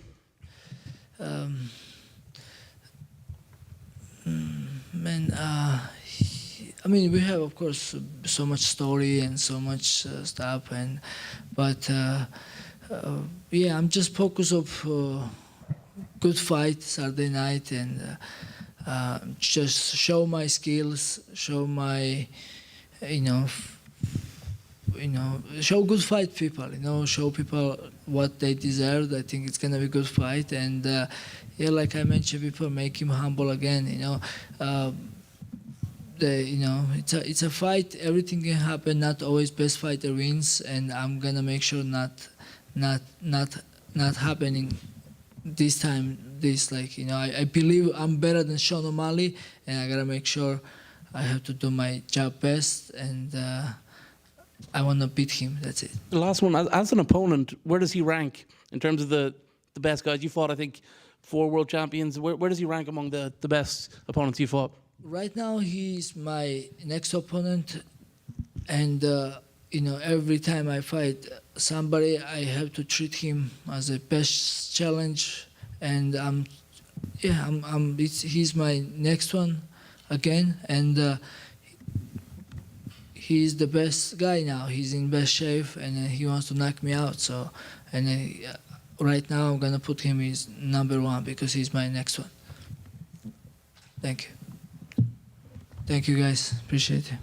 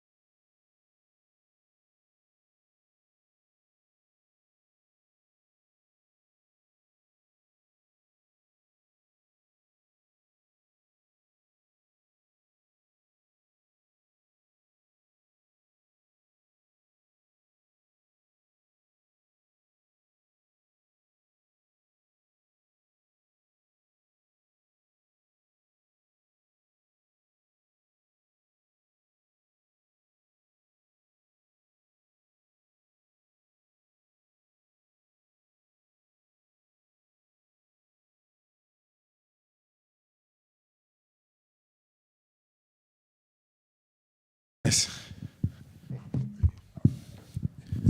You guys good? Goodly? Oh, Vicente over here. Obviously, it's been a bit since we last saw you compete in the octagon. I know you were kind of angling for maybe a spot on that Miami card, maybe against a Masvidal, or rebooking maybe that Diaz fight. But I guess they came to you with Kevin Holland.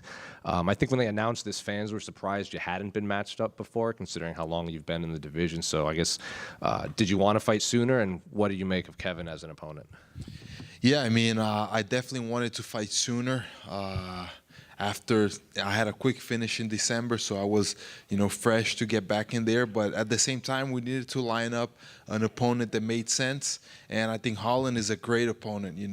Like you said, surprising that we didn't get matched up before.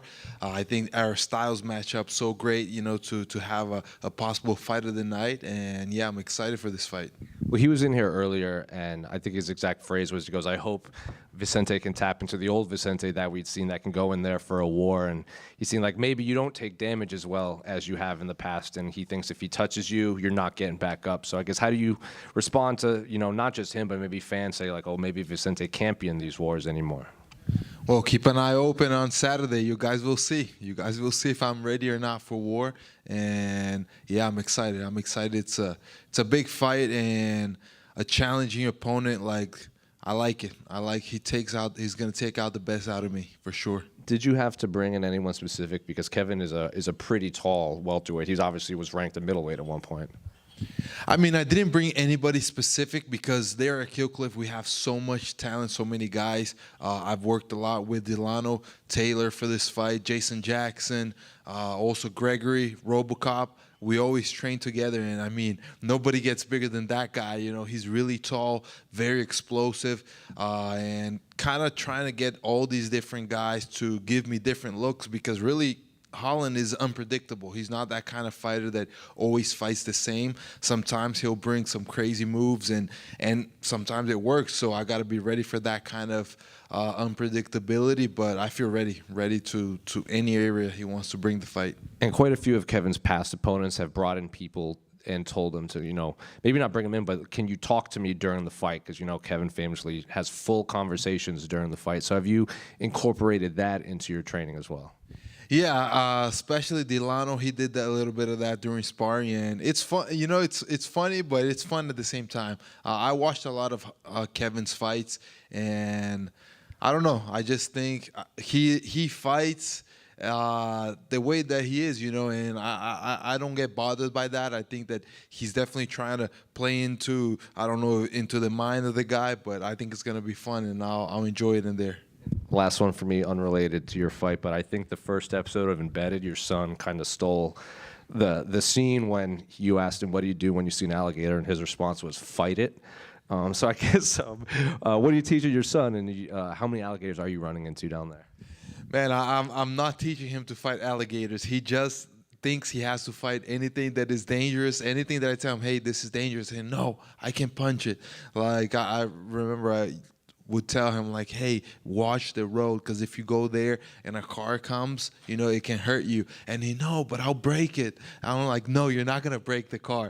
So I guess it's good. I think he sees me training for so long and sees me fighting. I think in a way he's incorporating that in him. And he's a tough kid. And I don't know. I like it. It's a pleasure to be a dad and to be able to watch him grow. Is he going to be a fighter? If he wants to. I never imagined him being a fighter. I don't incentivize him to be a fighter, but if he wants to, what can I do? If it's his dream, if he really likes to do it, I cannot go against that. Is he in school? Like, is he trying to fight kids in school too? No, he's not fighting kids in school, and he's really good at that. That's something that I've talked to him a lot about, and I mean, martial arts is one thing, street fighting is something else, and I tell him, hey, we are not here to fight people, just for fighting. If you want to compete, we got to do it the right way, but outside we should be disciplined, and we should actually, instead of fighting people that provoke us, we should go and talk to them, hey, why are you guys like that? You mad? Is there something wrong? Can I help you? And that's what I try to teach him. Vicente right here to your left.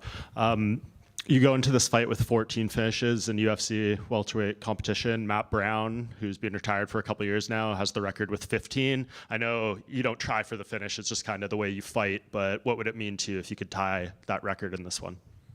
Man, that would be awesome. And yeah, I'm definitely chasing that record. Like you said, like I don't chase the finishes, they just happen. But that's my style. That's what I do. I go in there and I fight with all I have, and usually that's gonna end up in a finish because if either I find a submission or a knockout shot, it's gonna come eventually. And if I can get that record, man, that would be amazing. Vicente, right here. Going back to kind of what you were telling your son about, hey, don't go into fights and that kind of thing. Does Dad go against what he did as a kid? Were you getting into fights as a kid, or?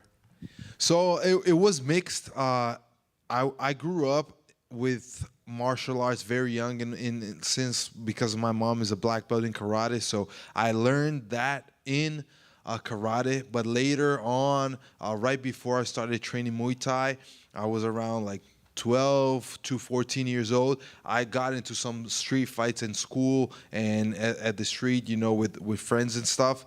And that's why I started training Muay Thai, because I wanted to actually get better at that fight.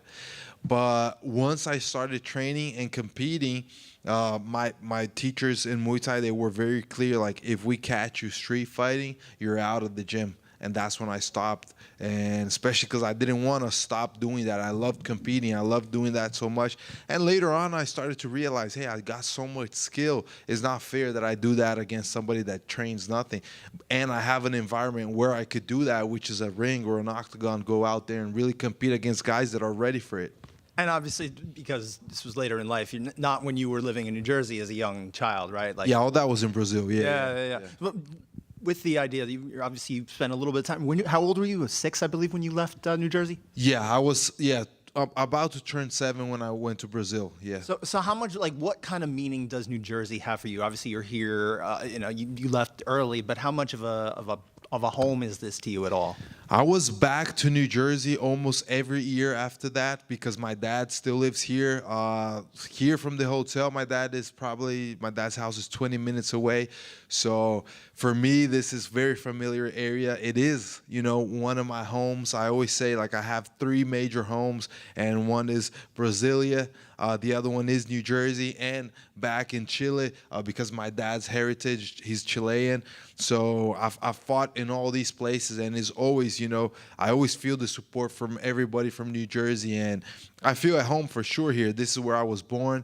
This is where I had like my first couple of years. I remember how winters were so special because there was no snow and all that, which in Brazil is so different. So yeah, I have great memories from New Jersey, and it's a pleasure to fight over here. Are you getting more ticket requests here than you would if, say, you were fighting in Vegas or something?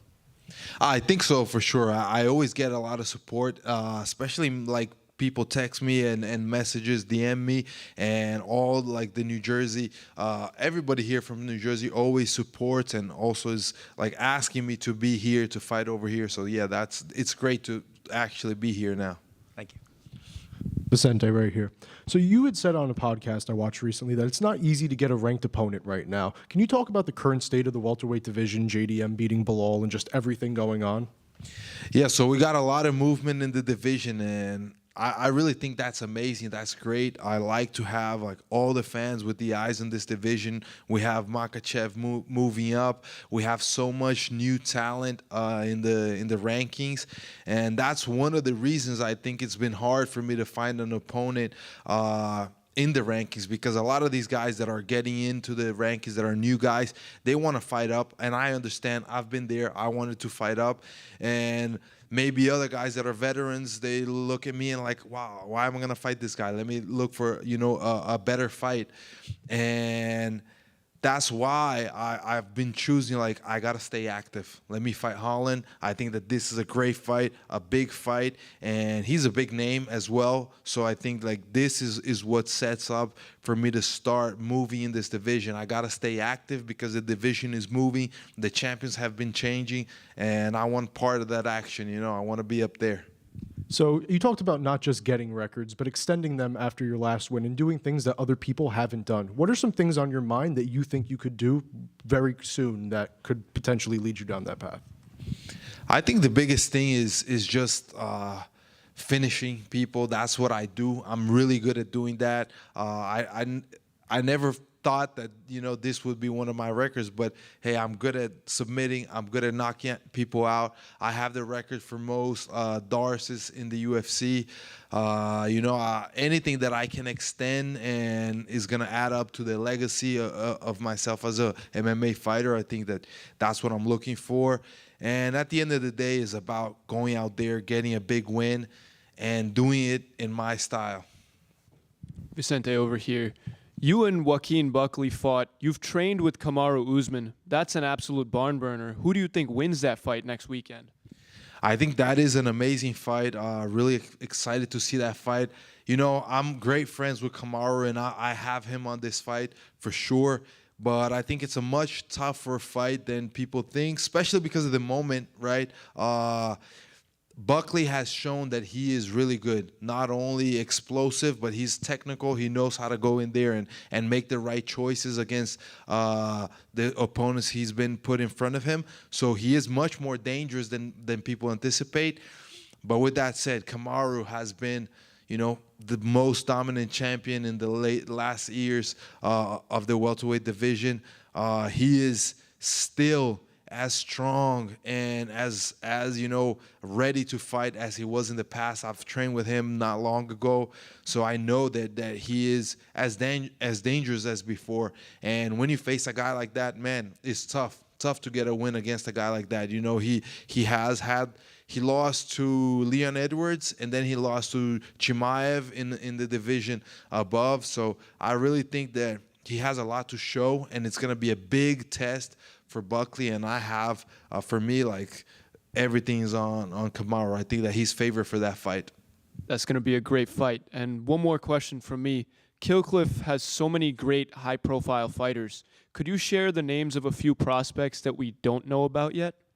So one guy I'm going to tell you is Delano Taylor. He's here with me for this fight, and we've been working so long together. He's knocked out Rory McDonald and has amazing fights. I think he's a guy that soon will be, you know, fighting in the UFC. He really has, you know, extremely high level, very good striking, very good ground game and wrestling.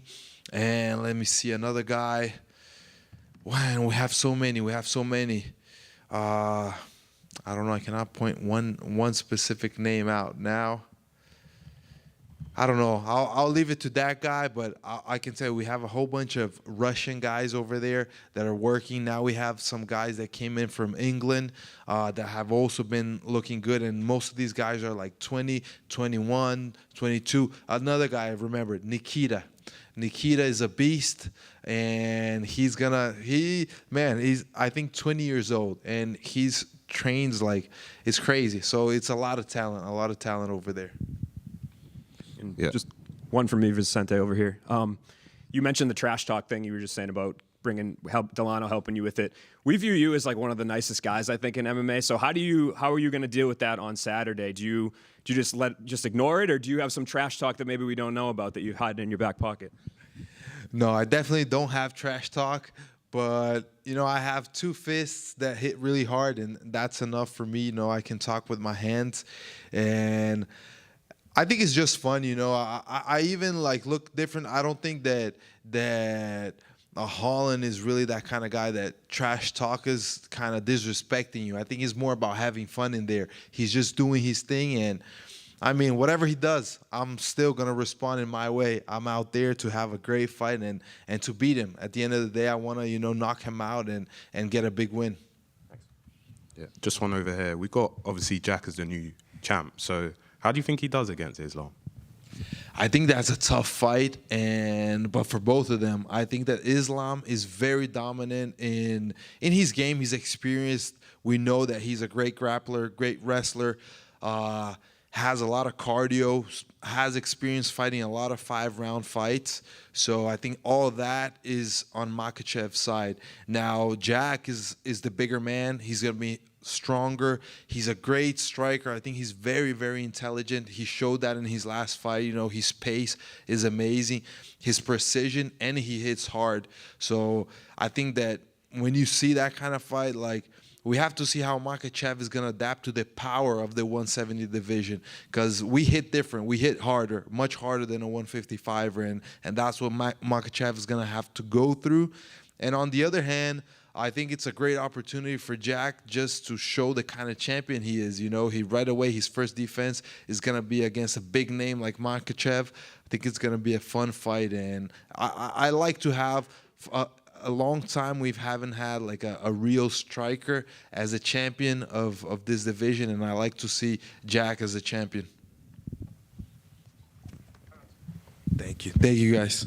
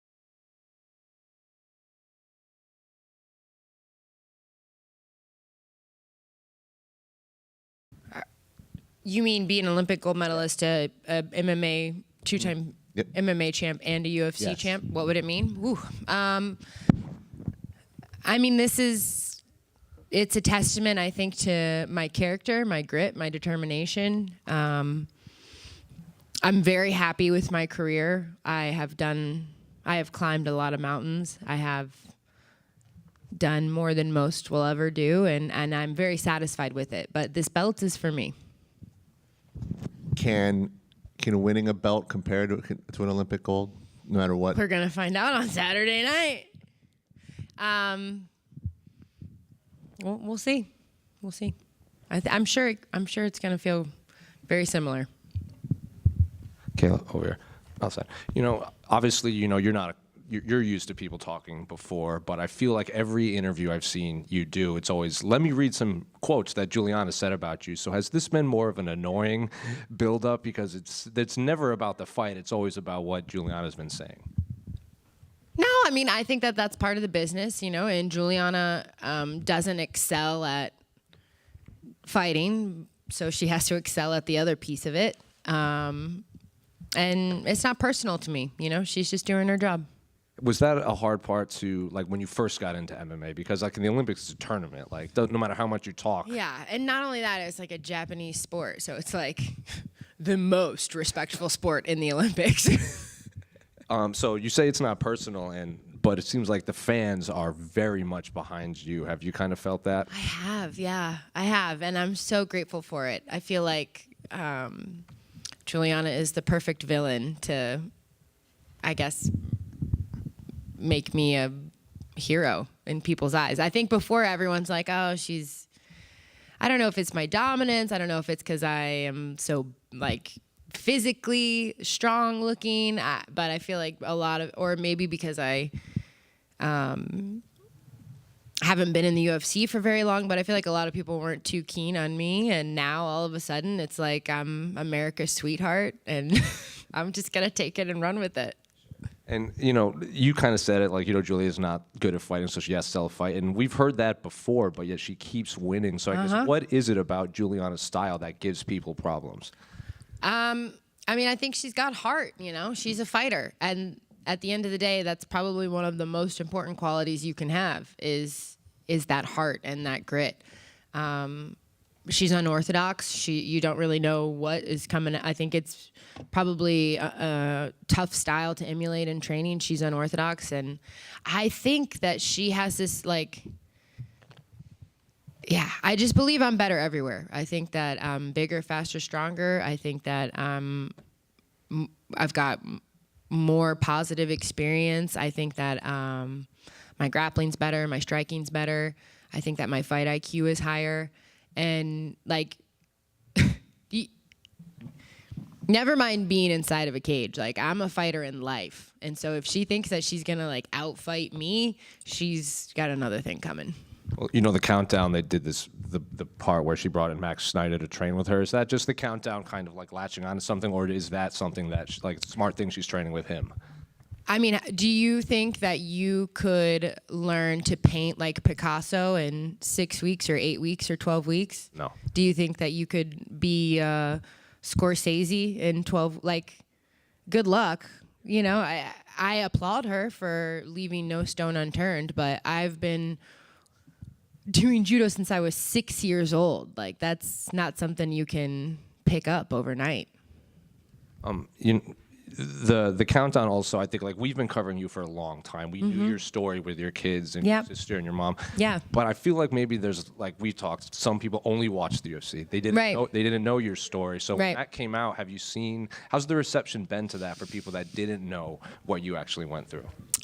It's been super positive. It's been like overwhelmingly positive and heartfelt, and yeah, I think that a lot of people didn't know that I adopted my niece and nephew and the reasoning behind it. And so I just want to make sure that like everyone knows, like, I adopted them. Like, they're my children. I'm not a guardian. I'm not like a part-time parent. I'm not I'm not going to give them, like, I'm on the birth certificate now. Like, these are my kids. We're the wolf pack, and they ain't ever getting rid of me. And just last one for me, unrelated to your fight, because I think you're one of the few that could probably answer this, but LeBron James just did a podcast, and he was talking about starting kids in a sport, and that's all they do from like 5 on, will lead to burnout real quick, and kids will constantly quit. You know, you brought up you've been doing judo since you were 6, so I guess, and now that as a mother with young kids, just how realistic is that? What he's No, I think he's spot on. I mean, in our society today, you look at like, I mean, I really blame the parents. We have all of these helicopter, like, psycho parents who think that their kid's going to be the next Tiger Woods or the next Simone Biles or the next LeBron James. And so they make them go to gymnastics practice every day, or the next Serena, you know, like tennis. And like when we were kids, yeah, I did judo and I specialized at, I mean, I'm sure there are outliers, but we didn't play organized sports. We just played outside. Like, hey, you want to go play basketball with your friends? Hey, like, we're going to go play jump on the trampoline or play a pickup game of flag football, or like whatever it is. No, I'm super against specializing for kids. I mean, even like up to high school, I would like argue, like, play everything. It's better for your body. It's better for your mind, better for your family dynamics. That's what LeBron was saying. He played football and ran track just to stop thinking about basketball. Yeah. I mean, you can't, like, their brain is literally still developing. Are we going to put this kind of pressure on a child to be?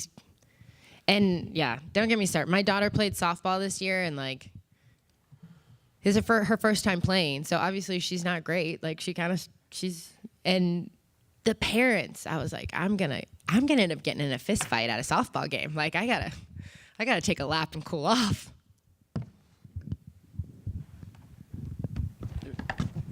Over here, Kayla, if you win this fight, there's talk you could face.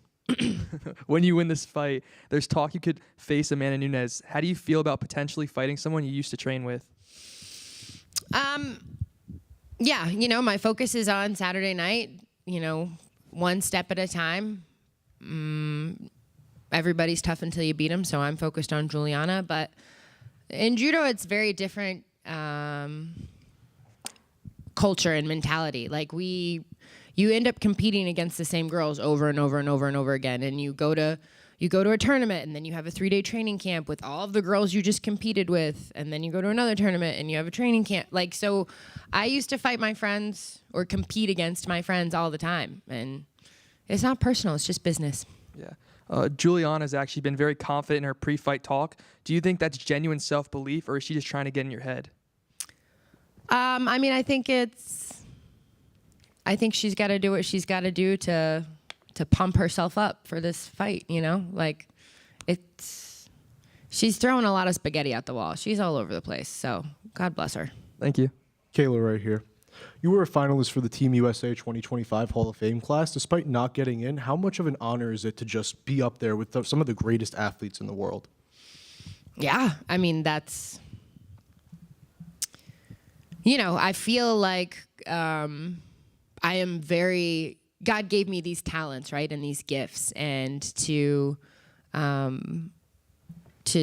give anything less than my best is to sacrifice the gift. So for me, it's an honor and it's a privilege, and to see the fruits of my labor being showcased is great, but it all comes from God, so.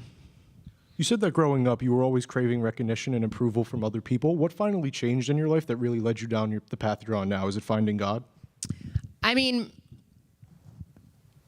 definitely my faith. I'm sure that most of you know I had a very troubled childhood. I was sexually abused by my first coach, and so I spent a lot of time feeling unworthy. And my biological father was also not present in my life, and so yeah, I didn't have this belief that I was loved unconditionally, and my faith absolutely in God, and that there is, you know, someone who's for me, not against me, has been huge. And also God sending me my kids, you know, like they have taught me that there's so much more to life than gold medals and trophies, and like all of that stuff sits in my, you know, everyone always like, oh, where's your Olympic gold medals? I'm like, they're in my sock drawer collecting dust. Like, nobody cares. My kids sure as shit don't care. Like, they care that I come home. They care that I'm mom. They care that I play, you know, Nerf gun wars with them, or that I've let them have ice cream. Like, that's what it's all about. And so that has given me a new peace and a new understanding and a new freedom, which makes me honestly a better fighter. Yeah, shout out to all the single moms out there. That's right. Shout out to the single moms. Let's go. Kayla, right over here. I remember last fight week in Salt Lake City, Juliana was speaking about the way that Raquel would have actually represented this division, and being the fact that you're the challenger this week, what do you feel, or how do you feel about the way that Juliana represents this division? I feel nothing. I focus on myself. I focus on how I carry myself, what I can do. I try not to throw stones from a glass house. Nobody's perfect. We're all doing the best we can, but there's going to be a new face of women's MMA very soon. And speaking about the trash talk, I know we've been talking about that kind of all day now, but for you, there was a lot of trash talk that you had to get through to get to the actual fight. Do you think this may have been the most trash talk you ever had to deal with, and how did it kind of affect you throughout the past couple weeks or months?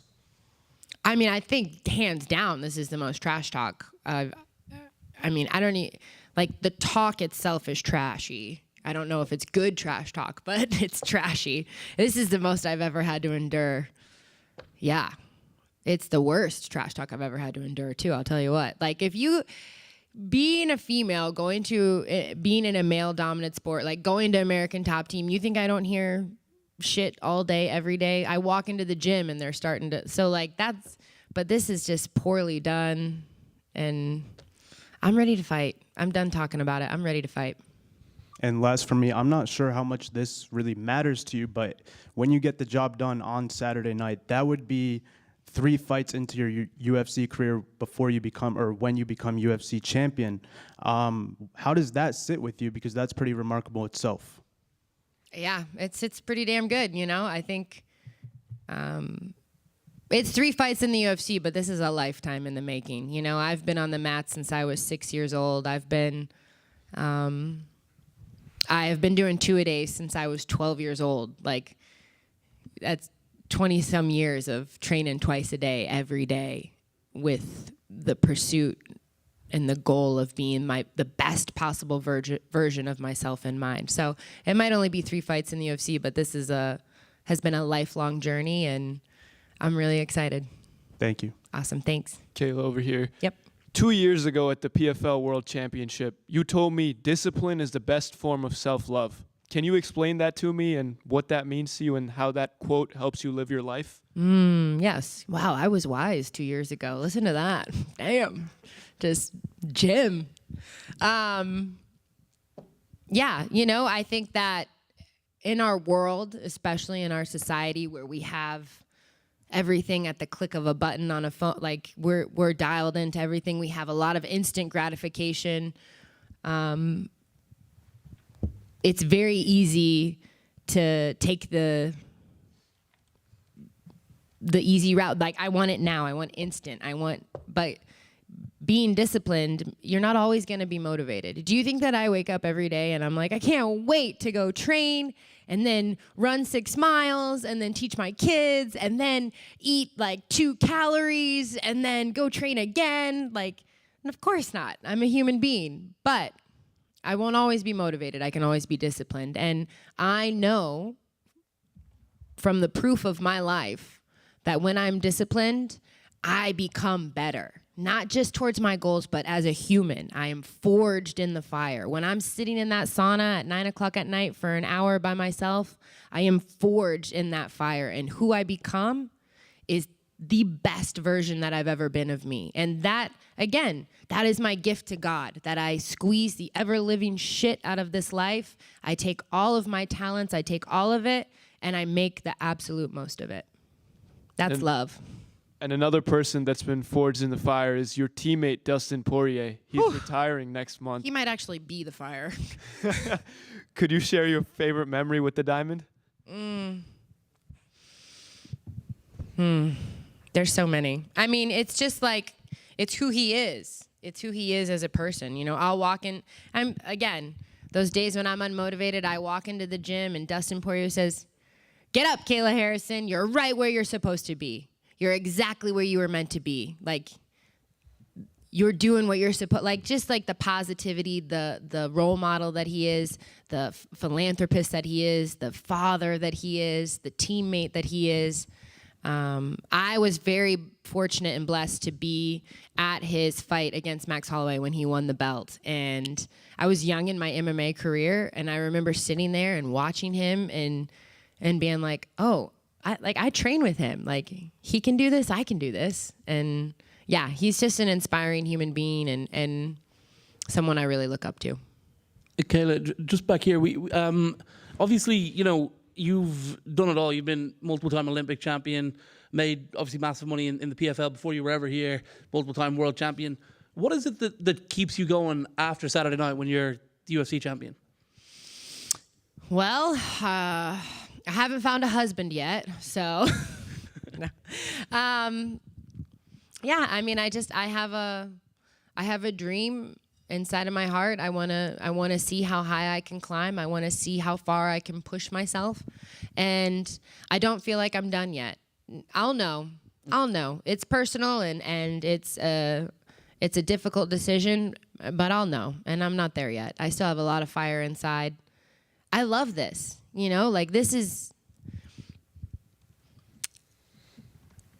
I have spent a lifetime getting to do what I love. Like, I have traveled the world. I've been to the top of Mount Fuji, and I've seen the Mona Lisa, and I've watched the sunrise in Abu Dhabi, and I did it all with my best friends while, like, chasing a dream that no one had ever chased. And now I have 2 healthy, beautiful children, and I have money in the bank, and we need nothing. We want for nothing. And like, I get to wake up every day and go to a gym and be around people that I admire and respect and love. And I get to try and be better today than I was yesterday. How many people can say that on this planet right now? How many people can say that they get to chase their dream every day and live out loud and live boldly? And I mean, I'm blessed. I'm so blessed. And Juliana brought up in that little face-off thing you guys did, that like she seemed to bring up the Ronda thing kind of like apropos of nothing. Like, do you think she was trying to get in your head a little bit with that whole? I mean, I don't know. I would not want to spend a second in that brain. So, spaghetti at the wall. What are your memories of that match? I mean, it's obviously one of the very rare times we've ever seen you. Oh, with Ronda? Yeah. The judo match? Yeah. I mean, it was just so rare that you would ever not take the W. yeah, I mean, I was 15. I was being sexually abused by my judo coach. Like, it was not the best time in my life. She beat me, but and I'm not taking anything away from Ronda. Like, Ronda had an amazing career, and I would not be here if it weren't for Ronda Rousey. So, like, I have nothing but gratitude for her and the glass ceilings that she shattered for women in this sport. All I meant from that was in our judo careers, like, I didn't tell any lies. Like, my career in judo is going to be very hard to touch. And in MMA as well, I'm sure. And then that's the goal. That's the goal. Kayla right here. I know when we were down in Florida with you, you said the weight cut. When you met my emu? Yes, when we met the emu, Marshall Mathers. And you said you were ahead of schedule in terms of like the weight cut and everything. How do you feel sitting here right now, like 40 hours from being on the scale compared to the last 2 times? I feel great. I think that I don't know if it's going to get easier as time goes on, but most importantly, my attitude is in the right place. My vibes are immaculate, as the kids say. Like, everyone around me is, bringing me up. And I have done hard things. I can do hard things, and I trust the process, and I trust my team, and I trust God, and everything I want is on the other side of that scale. And I think a lot of like the analysis, I guess, of this fight is like, how will the recovery for you be going into fight night? And you'll be a force early in that fight. Juliana's tough. How does it go if it goes into the 4th or 5th rounds of a hard fight? What's your thoughts on, I guess, that analysis? I mean, I would say that they obviously haven't been training with me at American Top Team. I am prepared for 25 hard minutes. We've been training, and I haven't been training with any slouches. I've been being shark baited like a fresh partner every round for 5 rounds when I'm sparring. So I'm ready. I'm ready to show the world that. So many, most survivors of crimes committed against them aren't in the public eye, and after a while can maybe put things behind them, or at least don't have to face it every single day. And yet you do almost every press conference, almost every interview. How do you deal with that? Have you had to come to peace with the fact that's always going to be part of your story? You seem to talk openly about it. Absolutely. How have you navigated those waters through the years? I mean, well, first of all, I'm well removed from it. I'm no longer that 10-year-old little girl, that 16-year-old little, like, I'm an adult now, and I feel like God gave me this story for a reason, and it's my job to use it to try and make the world a better place. So I want to talk about it, because we all think that, like, sexual abuse happens in like the Boy Scouts, but my son's not a Boy Scout, or it happens in the Catholic Church, but we're not Catholic, or gymnastics, but no, none of my kids do gymnastics. But 1 in 4 girls and 1 in 6 boys will be sexually assaulted by the time they're 18, and those are just the kids that say something, which means that really the statistics are probably much higher. And how do we stop that? We stop it by having a conversation. We stop it by looking it in the eye and putting a face to it and saying, okay, children are our most precious things. I want to help stop this. I want to help end this. And I encourage everyone to go to fearlessfoundation.org, learn more about it. I also wrote a book. It's not a memoir. It's not an educational, it's not a textbook. It's kind of a combination of both, where it uses my story, my journal entries, and it talks to you about what is grooming, why kids don't say something, what questions can I ask my kids if I think something like this is going on. And that is that is important to me. I don't ever want another little girl or little boy to feel alone, to feel dirty, to feel ashamed. There is hope. There is a shiny gold medal at the end of the tunnel. There is a UFC belt at the end of the tunnel, but you have to say something, and we have to keep talking about it. Thanks, guys.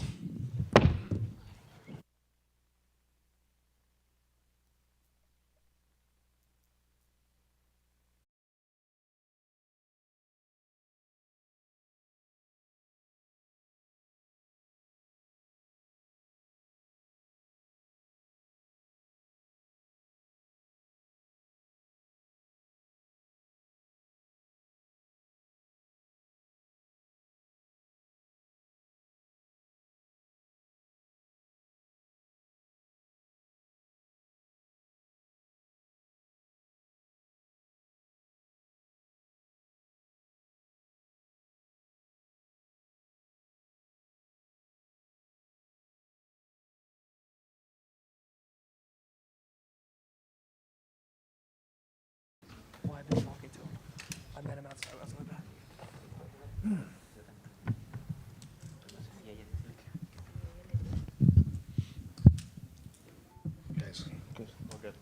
Oh, Mario over here. I feel like obviously since your last fight, the narrative has been like all about this Jose Aldo fight. But now you know you had an opponent in Cheeto. You got maybe a better opponent in Patchy Mix, and now you're only a handful of days away from actually getting back in the octagon. So I guess how's camp been? How's life been? And how's it been to be able to talk about something else besides the Jose Aldo fight? Yeah, it's been nice, you know, turning that little chapter, you know, and it'll be complete after this Saturday. But it's been nice, you know, get into camp. I'm used to these kind of camps, you know, like these last minute changes. I've been through it before, so it was no stress, you know, just minor changes here at the end. But yeah, I'm excited to fight Patchy. You know, it's a big opponent. He's very skilled, so I'm excited to challenge myself against him. You seem like someone that wouldn't really care about who brings the most attention, but I feel like maybe in the UFC fans' eyes, Cheeto might be more popular, but in the diehard MMA fans, they've been clamoring to see Patchy Mix. So have you seen any reaction to the opponent change, either better or for worse, or are you just someone that doesn't pay attention to what the fans kind of focus on, and you just like Patchy as the opponent? No, I've seen, like you said, like the diehard fans, like they know who Patchy is, and we all know who Patchy is and how good he is. So that's what makes me excited for this fight. You know, he hasn't been in the UFC before, but I think he brings a lot to the table as far as like a following and definitely skill set. So I'm just excited to go out there. And he's been saying, you know, all the right stuff. Like, he's the best bantamweight in the world. He said that he would probably beat your jiu-jitsu coaches if they lined him up. He's going to run through you to the title. So I guess you obviously respect his skill set in there, but what do you make of him? Do you feel kind of like he's overlooking you maybe, and he's already looking at the belt past you? Yeah, I don't know. This whole week and the things he's been saying has just kind of been making me laugh. You know, he just kind of seems like an angry guy for some reason. Like, he's talking about submitting me and then submitting like my 60-year-old coach, you know. But I highly doubt he could run through my whole crew. You know, there's some people in the gym that would make him look, you know, like a purple belt. So I think he's a little wrong there. But like you said, he's saying what he has to say to sell himself. So yeah, I think it's kind of funny. Do you think, well, you know, outside of fighting for the title, he might just be the next best guy in terms of attention that a fight could bring? You know, like you even said before the Aldo fight, like, it's not something you look for, but Jose Aldo brings eyeballs no matter who he fights against. Yeah, and definitely with him making his UFC debut, you know, it does bring a lot of eyes. Everyone wants to see what he's about and what he could do in the UFC. But yeah, I'm looking to shut that all down, and then, yeah, we'll see how it goes. And obviously, you know, teammate Sean O'Malley is fighting for the title in there, but how important was it to be on the same card as this bantamweight title fight? Because to Patchy, it felt important just to be around the title, but for someone who's been in the UFC for so long, I guess just how important was it to be on this card? Yeah, I mean, it was pretty big. You know, I like fighting on the cards with Sean. He brings good energy, and it brings a lot more eyes to the bantamweight division. You know, so we might get to see who's next up, or for who's going to be, you know, that next #1 contender after this one. Mario over here. Like, I've seen some of your interviews since the Jose fight, and I think you've kind of handled the criticism well. You've kind of let it roll off you. Do you feel like, though, going forward, like particularly with this fight, there's any extra emphasis to change that narrative, like to go out there and get a finish and kind of show everybody, like, hey, I'm the guy that got a flying knee knockout in my second UFC fight. Remember me? Yeah, no, I'm not looking to go out there and change anything and make those fans happy, because at the end of the day, it doesn't even really matter, I'm on a 7-fight win streak, and I would understand if all 7 of those fights were the same way. I would understand, but, each fight is different, and I can guarantee this one's going to be a lot different. Yeah, and him coming over from Bellator, I mean, like Jose said, there's people that think he's maybe the best bantamweight in the world. So I heard you just say that there's guys in your gym that you think would make him look like a purple belt. How good do you think he is? Like, have you been able to kind of figure it out? Because it's tough when he's fighting all different fighters and stuff. So for you, how good do you think he is? I think he's really good. I've heard gym stories of him beating certain people, who do very well in this division. But there's younger guys coming up right now that are way better than, some of us that are in the top 10. So for him to say that he would go through my whole crew, I think he'd be a little bit embarrassed out of my gym. Thanks. Over here. Patchy Mix is making his first UFC debut against you. How are you planning to welcome him into the UFC? By fighting him and beating him up. All right. Also, after being on a 7-fight win streak, do you feel disrespected going into this fight as an underdog? No, he's has a great record. I think he's on a 7-fight win streak as well. He's 20-1, a champion outside the UFC, and no, I usually don't even pay attention to that stuff anyway. Mario, right here. You said you actually met Patchy after the Blackshear fight and that you guys talked briefly, and it was a pretty respectful exchange. Have any of those feelings changed towards him now that he's been talking trash a little bit in the lead up to the fight? No, because I kind of see through that whole front that he's putting on. I think who did I fight? I think I fought Blackshear, and he seen him in the elevator, and he congratulated me and said, "Oh, I'm a fan." So that's why I think it's kind of funny, that he's just putting on this tough guy kind of act. So. Yeah, it's whatever. He has to do what he has to do. A lot has been made about his BJJ throughout his career and in the lead up to this fight, but you've shown some pretty sick grappling yourself throughout your career, and you train with some very high-level grapplers in the gym. Do you feel like your grappling's being a bit overlooked here, and could you see yourself potentially getting a finish on the ground? That's his wheelhouse. That's where he's best at, and I think I'm better in a few more other areas than him. But I have good enough grappling and jiu-jitsu just to defend what he's going to do. Mario, right over here. Obviously, going back and talking about the Cheeto fight just a little bit, would that be a fight that you'd be interested in down the road, maybe after this fight? And also, how does this fight, this matchup itself, stack up to a Cheeto fight? Yeah, we'll see after this fight. I think a win over Patchy takes me into the top 5, so I don't know if the Cheeto one would make too much sense.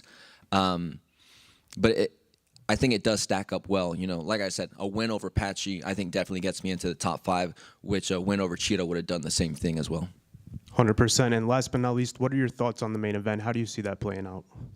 I'm excited. I've been watching these interviews with Sean, and I didn't know, he got off social media. He, stopped, smoking and doing all these other things besides training. So I'm excited to see him go out there and see what he can do with this different mindset.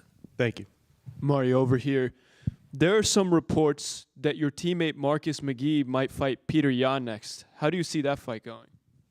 That's an exciting fight. I know some people are mad that he's getting, a fight so far up the rankings, but man, don't count Marcus out. Marcus is a great fighter, and I'm excited for that. I think it's going to be a great fight, and I see Marcus winning for sure.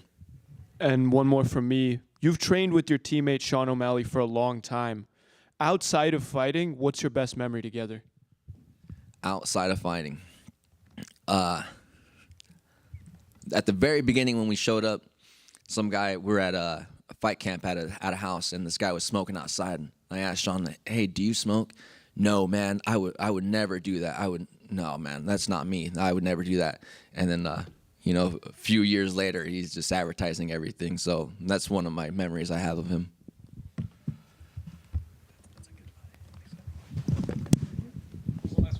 Yeah.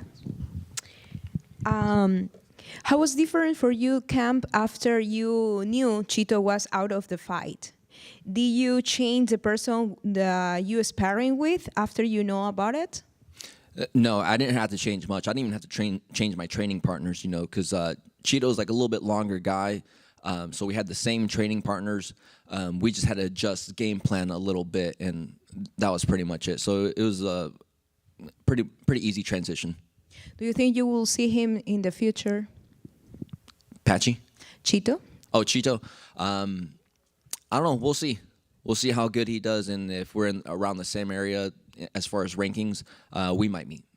Okay, thank you so much. Thank you.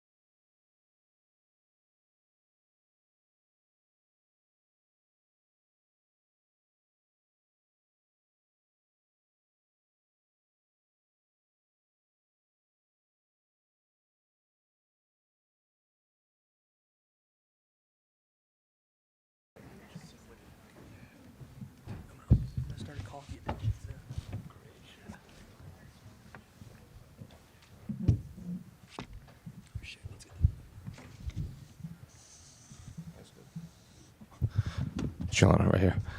Obviously, it's been a bit since we last saw you compete in the octagon. So I guess just how's life been having that belt back and both in and out of the octagon, and just how's camp been as a whole preparing for Kayla? Everything is great. I feel good. I feel full of energy. I should be illegal to feel this good.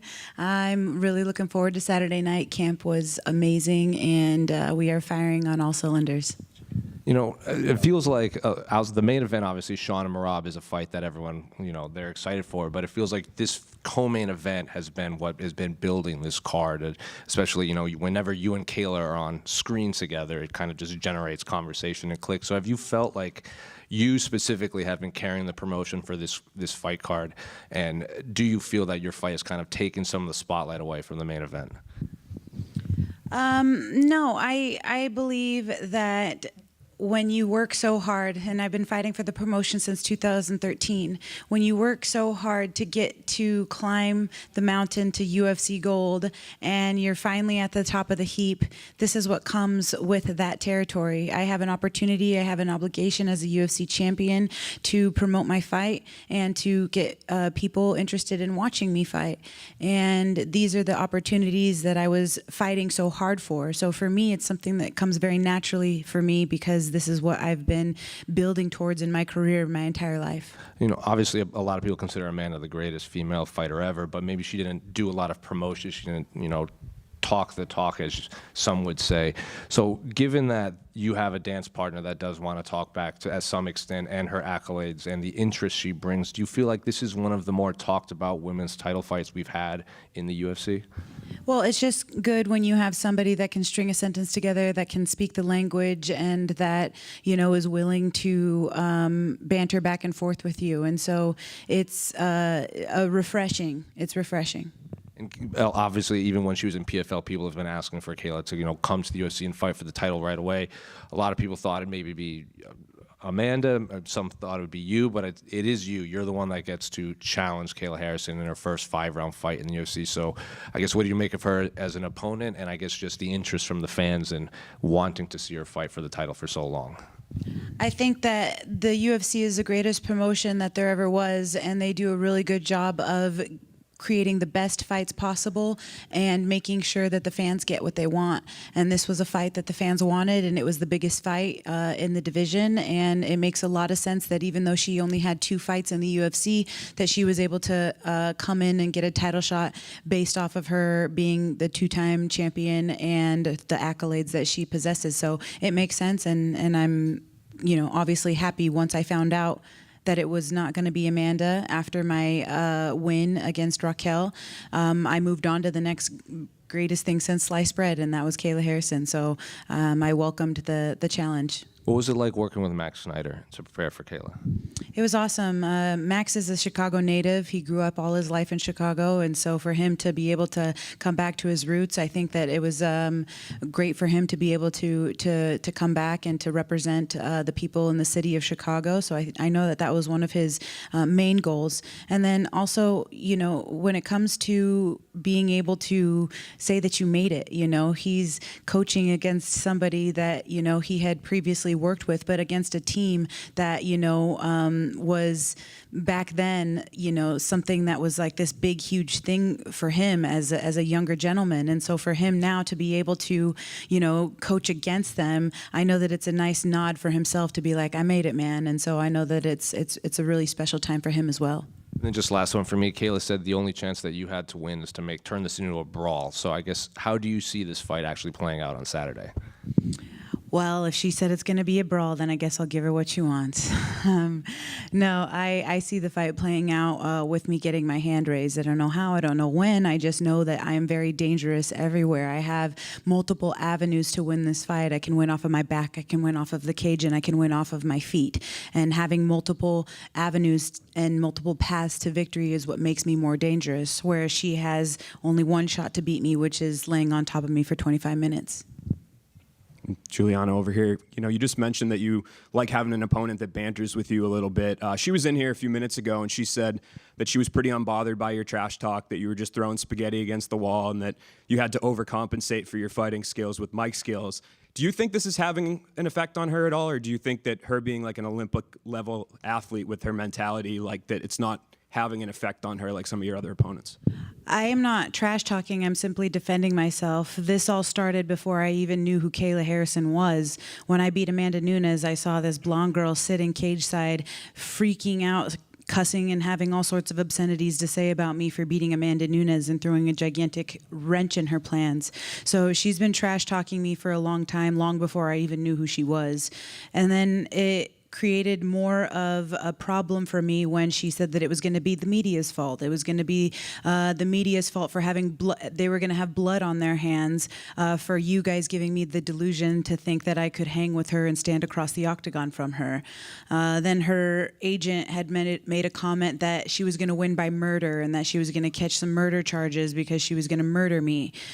These are the things, me talking back, is my way of defending myself. And I believe that, you know, she can say that it's trash talk, but it's like, I'm just responding to the things and the allegations and these horrendous comments that she has made about me. She needs to take accountability for the things that she said, and it's my job to make her do that on Saturday night.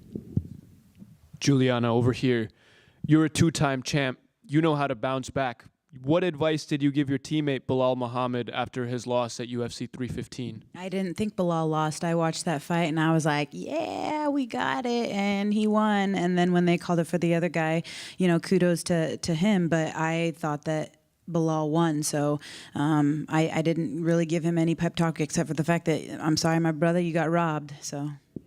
And on another note, one of the cool things you've done in your life is give a speech at your daughter's pep rally after winning the title again. How special is it to inspire people that young and have a belt for you and one for your daughter as well? I think the most special thing about that in general is the fact that I'm the first woman to give birth and win a world title. I'm the only woman to give birth and win a world title. I'm the only woman to give birth and win a title a second time after losing the belt and coming back and being able to get that gold a second time. So there's no other woman that can say that, and I can say that. And I think that being able to inspire my daughter, inspire a little boy or a little girl to pick up martial arts, doesn't have to be fighting, but anything, taekwondo, judo, wrestling, jiu-jitsu, boxing, whatever it may be. If I can inspire that next generation and get more eyes on the sport and get them to want to be able to believe that they can achieve anything that they want, then I've done my job as a champion.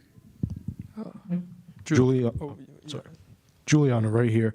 You got invited out to the New York Giants practice yesterday, even got your own jersey. As a massive Giants fan, I have to ask, how was that experience and how did that all come together? That was an incredible experience, one that I'll never forget. I am so grateful to the New York Giants. I am a massive football fan. Alex Spanos is a head strength and conditioning trainer at the Northwestern facility for the Wildcats, and I train there, you know, several days a week, going out to Evanston to get my strength and conditioning with the football team. And so to be able to go on with the New York Giants, of course, Russell Wilson was a long-time staple of the Seattle Seahawks, and I'm born and raised in Washington, so I was super stoked to meet him. Jameis Winston and I are both sponsored by Guaranteed Rate, and so we're in the same family there with the same sponsor. So to meet these guys and to get to see their practice and to see how excited they were, I know that I'm looking at them the same way that they're looking at me, and that's in awe of what they do. I am one single fighter, but watching them out there together, it felt like, you know, 200 fighters all on one field, and you know they have to fight for every inch and every yard, and I know that they know what it takes in order to get locked inside that octagon, because they got to put it all out on the field, you know, when they're in season and when they're practicing. So, you know, fighting is very brutal. Football is also very brutal. You know, two trains coming head to head on a train collision is not easy to do. And, you know, much like fighting, it's very similar in that sense where you're having to fight for every inch. And so I love NFL football. I love football in general, or excuse me, all sports. So to be able to go out there, it was a very special time and an unforgettable experience. Is Jameis Winston as funny as he seems in person? Yeah, he really is. He was hilarious. He had me cracking up. He's very funny. All right, and last one for me. Your former opponent, Valentina Shevchenko, had a lot of nice things to say about you in the lead up to this fight, and feels like you have everything you need to win this fight. How is it to get such high praise from a former opponent and one of the best female fighters of all time? And could you see yourself fighting her again? That respect goes both ways. It's mutual. When everybody asks me who my favorite female fighter is, I always say Valentina Shevchenko. I am in awe. I'm enamored with her fighting style. I'm in awe of her as a fighter. I think that she is awesome. She can speak like 20 different languages. She can dance like nobody's business. She can fight her ass off. Like I'm a fan, and to hear her say that was very nice. Here, Juliana over here. Juliana, you've been really vocal about your confidence going into this fight. What gives you that strong belief that you're going to come up on top? Well, the last time you guys counted me out, you guys had to take it up the you-know-what. So I think that's one of the things. And I think that the preparation, and I've been doing this for a long time. I've been fighting since 2008. And when you put that much blood, sweat, and tears into something, and you're that dedicated and that passionate, there's only good things that can happen. And I think that that's what gives me the confidence. Yeah, also, Kayla just said you don't excel in fighting, but also said this isn't personal. Do you believe it's personal? I'm getting locked into a steel cage and getting in a fist fight with some girl that's trying to take my head off of my shoulders. It's absolutely personal. Thank you. Juliana, right over here. You were recently on UFC Live with Kayla, and you reminded her that she had never made 135.0. Is that at all a concern for you this week? It's not a concern. I know that she's going to make weight. She's a professional, and she's going to come in at 135.0 come hell or high water. With that being said, this is going to be her first test at 135 pounds for 5 rounds. That's 25 minutes of fighting. So I think that's going to be more of the concern. And also on that episode, you had mentioned some of the lack of respect that you feel like you get. Do you think a victory over Kayla Harrison, given the way that people see her right now, do you think that would earn you a lot of the respect that you feel like is missing? I mean, I hope so. We'll see. I can't say. I thought that, beating the greatest of all time was going to give me that respect, and it didn't. So you never know. I say this often, but it's so true. It's never enough. So, it doesn't matter what you do. It's never enough. Everybody's always going to want more from you. And last for me, another quote from you was that you had nothing to lose and everything to gain in this fight. Can you just kind of reiterate that and tell us, how you feel with this matchup? Yeah, I was told to me that I'm a 6-1 underdog, and being a 6-1 underdog as a champion is very disrespectful, number one. Number two, everybody's counting me out, Out of 6 people, only one of them thinks that I'm going to win the fight. And that is putting me in a position where, since you think I'm going to lose in 5 seconds and you think that I'm already out of this fight, then I have nothing to lose and everything to gain. I'm obsessed with the process, not so much concerned about the outcome. I'm enjoying the process and obsessed with enjoying the process. And when you put so much focus, she is in a position where she has to and she should and you better, and it's already done. And so those are the kinds of limits that she is putting on herself of you should and you can and you will and you're going to, and it's already finished and it's already happened. The reality is that when you put that much pressure on yourself, and when you're so focused on you have to beat her in 10 seconds and it doesn't happen, that can kind of play into your mentality and the way that you fight, whereas everybody's already counting me out. So when you put me in a position of nothing to lose and everything to gain, that makes me a very dangerous woman. Just going off that, Juliana, as you kind of say, it seems like the goalposts always get moved further back for you, right? So what do you think the headlines will read Sunday morning when you win this fight? Do you think they're going to give you your credit, or are they going to say Kayla Harrison wasn't that good and she's a PFL fighter and things like that? I think that it'll put me on another planet. It'll put me in the stratosphere. Juliana over here, how would you describe to share the training passion of MMA with Mike Valle, Jaula Bahamontes, Jair, Belal? And I want to know if you ever met Michael Morales before with them too. Yes, Michael Morales came to the gym, and when he trained with us a few times, I was absolutely, talk about enamored. I was in awe. Yeah, Michael Morales is the real deal, Holyfield. That guy is legit. And yes, Mike Valle is one of my coaches, and I was the first to bring a title to his gym. And I am very proud to come from a small, tight-knit community in Chicago, and being able to be training partners with, Bilal and Bahamondes. It's special thing that we got going on, and I'm really grateful for having such a tight-knit team. We help each other, we support each other, we love each other, and I think that that's a very important thing to have around you. Were you impressed with Michael's performance in UFC Vegas, or not really? Because you already met him before. No, I said it. I told my trainer, I told my jiu-jitsu coach, I said, I don't bet. I don't know anything about betting. I'm not a big bettor. But if I was, I would bet the house on this kid because I guarantee you he's going to win. And so he won, and I was like, told ya. So, yeah, no, I wasn't surprised at all. It was very impressive. Thank you so much, and good luck. Thank you so much.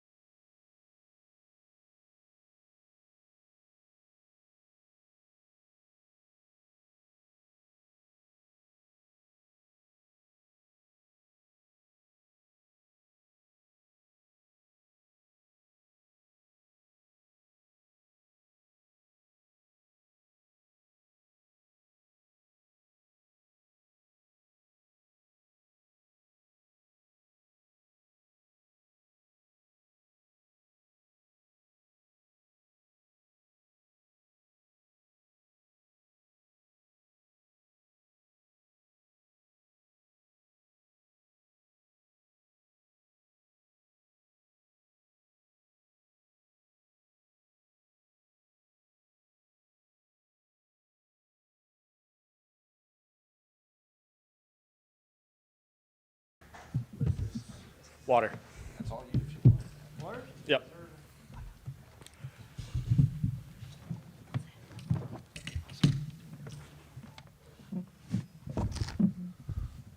Actually, it's an energy.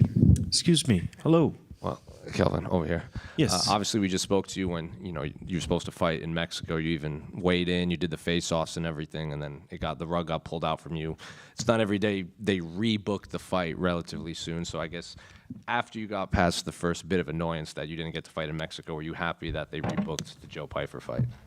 Yeah, they wanted me to fight Joe Pyfer. I didn't want it to be relatively. I mean, they had asked me if I wanted to go the next weekend. I said, nah, I just think that would give him an advantage. He had a higher weight class. The next weekend, not an elevation, it would just give him the advantage. And we settled on June 7th here in New Jersey. And, I'm a company man, so I kind of do what I'm told. And they wanted Joe Pyfer, and we rebooked him. Seems to be relatively respectful between you two. He said, he hasn't heard you say anything negative about him, and he would have understood if you were angry that the fight got moved. But a lot was made about his comments after, calling Mexico a shithole. He didn't want to go back there anymore. So I guess, do you take that personally, given you are, Mexican-American, or is this just, business and Joe Pyfer is up next? Yeah, I mean, obviously, it did leave a little bit of sour taste in my mouth. I just think the way he went about it was a little rude. He should say those things about other people's countries, and I just think he should have been better about the way he went about it. I don't think those comments were right. And outside of the talk about this, but having to get to the finish line and then, like I said, pulled out at the last minute, has this just felt like one long camp in preparation for Joe Pyfer? Oh, absolutely. I mean, I've been prepared. I've known since I think October, even November, we've been prepping, looking into fighting Joe Pyfer. So it's been it's taken up a lot of my time. So since Mexico to now, has it just been like, how much more prep can you do for him at this point? Because he hasn't fought since then. You haven't fought since then. Is it just staying healthy, maintaining weight, and then hopefully he shows up on Saturday? Exactly. We took a little time off, just a week off. Went to Disneyland to kind of reset the mind, reset the body, and then, we went right back to work and slowly ramped it back up. And I think we did it right. I think I'm peaking just right again. And, we only built off of the last camp, so everything is just that much better, I think. Just last one for me, unrelated to your fights. It's not every day we get to speak. So I'm going into the Hall of Fame at the end of the month. So I guess, what's it been like for you since they announced that? And just a couple weeks away, you and Izzy might just be up on the stage again, accepting this Hall. Yeah, that's crazy. I mean, I haven't. I mean, yeah, I know it's happening, but I don't think it's really hit me yet. I think it'll hit me once I'm there, getting the jacket, getting the trophy, or whatever it is, and I'll see then. Would probably be bawling my eyes out. Who knows? But it'll be cool. So you haven't thought of being introduced as UFC Hall of Famer Kelvin Gastelum yet? Not really, no. Kelvin, right here. I saw the other day you were looking for a mobile barber here in Jersey. It seems like you found one, but yeah, man. Yeah, okay. So much needed who did haircut. you find, and how did that go down? My man Beto from New Brunswick. I appreciate it, brother. Yeah, he hooked me up, hit me up on Instagram, and had him come last night. So yeah, he hooked it up. Oh yeah, looking fresh before the fight. So I saw you brought an elite grappler and Pat Downey into your camp for this fight. Santino had a lot of great things to say about him and just the way he kind of like meshed with your style and what you already know. Can you just add on to that? Oh yeah, I mean it was great to bring in a guy like Pat Downey down to my camp. I mean everybody gets better just being around him. And the knowledge that he's constantly giving out is world class. So everybody loved having him out. I mean, his style of wrestling and jiu-jitsu meshed with my style just almost perfectly. Like he's just like grappling-wise, he's just like a much better version, a much cleaner version of what I do. So he's just telling me how to clean up techniques, and it's just amazing how much growth I've had just being around him. Kelvin over here. You're someone who's tried moving down back to 170 pounds. Your former opponent, Chris Curtis, is doing the same thing at UFC Nashville. What advice do you have for him getting back all the way down to 170? I don't have no advice for Chris Curtis. I got you. And you're someone who always goes to war in the cage. You represent the throwback fighter who would fight anybody. Why do we have less fighters like you nowadays? Say that one more time. You're a throwback fighter. You're someone who goes to war in the cage. You'll fight anybody. Why do you think there's less people like you nowadays? I didn't even know that's a term, a throwback fighter. I don't know what the answer to that is. All good. That was a compliment. And one last one. I appreciate it. You'll understand this one. You spent a lot of time with Henry Cejudo. What's the most important thing you've learned from him? Just kind of how to approach your training and how to build a team around you, like a NASCAR team. You build a team around you rather than training at a team. You know, he was the guy that influenced me to move out to Arizona. So I'm there now. I'm surrounded by amazing people, and I'm loving it. Kelvin, right over here. When you think about the legacy that you plan to leave behind and however many years from now, how much more happier, how excited are you about the fact that now you get to say, you know, I'm a Hall of Famer, that's something I accomplished throughout my career? I think it was just a result of everything that I've done and the fights and wars that I've had. But the ultimate thing is I want people to remember me as the world champion, which hasn't happened yet, and it's still on my mind. And last for me, not sure if it matters as much to you, but obviously the fight was originally scheduled for Mexico City. Do you think this fight would have been better to take place out there on Mexican soil, or are you just happy to get it in general and happy that it's here in the U.S. nonetheless? Well, now I feel that way. I'm happy that it's here, finally happening. But, you know, obviously we were ready for Mexico City. I mean, I spent the whole month out there, brought a whole camp out there. I mean, it was so much time and investment financially. And then it was a hard, grueling camp. So, you know, we were planning to use the elevation as part of a weapon. So it was unfortunate that it didn't happen there. Thank you.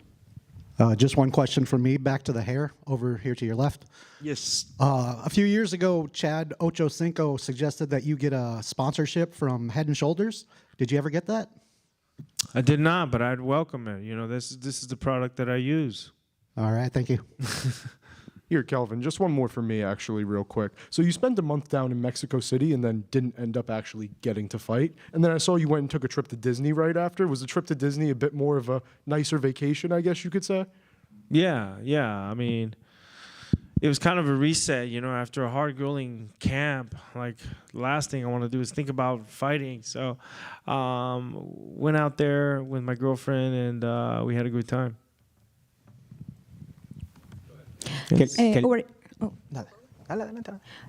Kelvin, what would you say to people that follow you in Mexico and could not see you fighting in UFC Mexico City? What do you say they will expect in this Saturday? Maybe if you want to answer in English and Spanish, it will be fine for me too. A ver, pregúntame en español. ¿Qué mensaje le das a la gente que te sigue en México que no pudo ver tu pelea en UFC Ciudad de México? O sea, un mensaje que ¿qué van a esperar de ti esta pelea? Porque se quedaron pues con la expectativa de verte pelear allá. Claro que voy ahí a levantar la bandera mexicana en alta porque pues no se pudo hacer. Mucha gente me comentó, me mandó mensajes que fueron a verme y que no pudieron. Obviamente se canceló última hora, pero les tengo esta sorpresa este sábado. Ojalá les guste la pelea, estoy listo y ojalá les guste el espectáculo. Y tengo una más. Sé que también estuviste en contacto porque haces entrenamiento en el PI Ciudad de México con los hermanos Luna. Cuando compartiste el podcast con ellos, ¿qué impresión te dieron?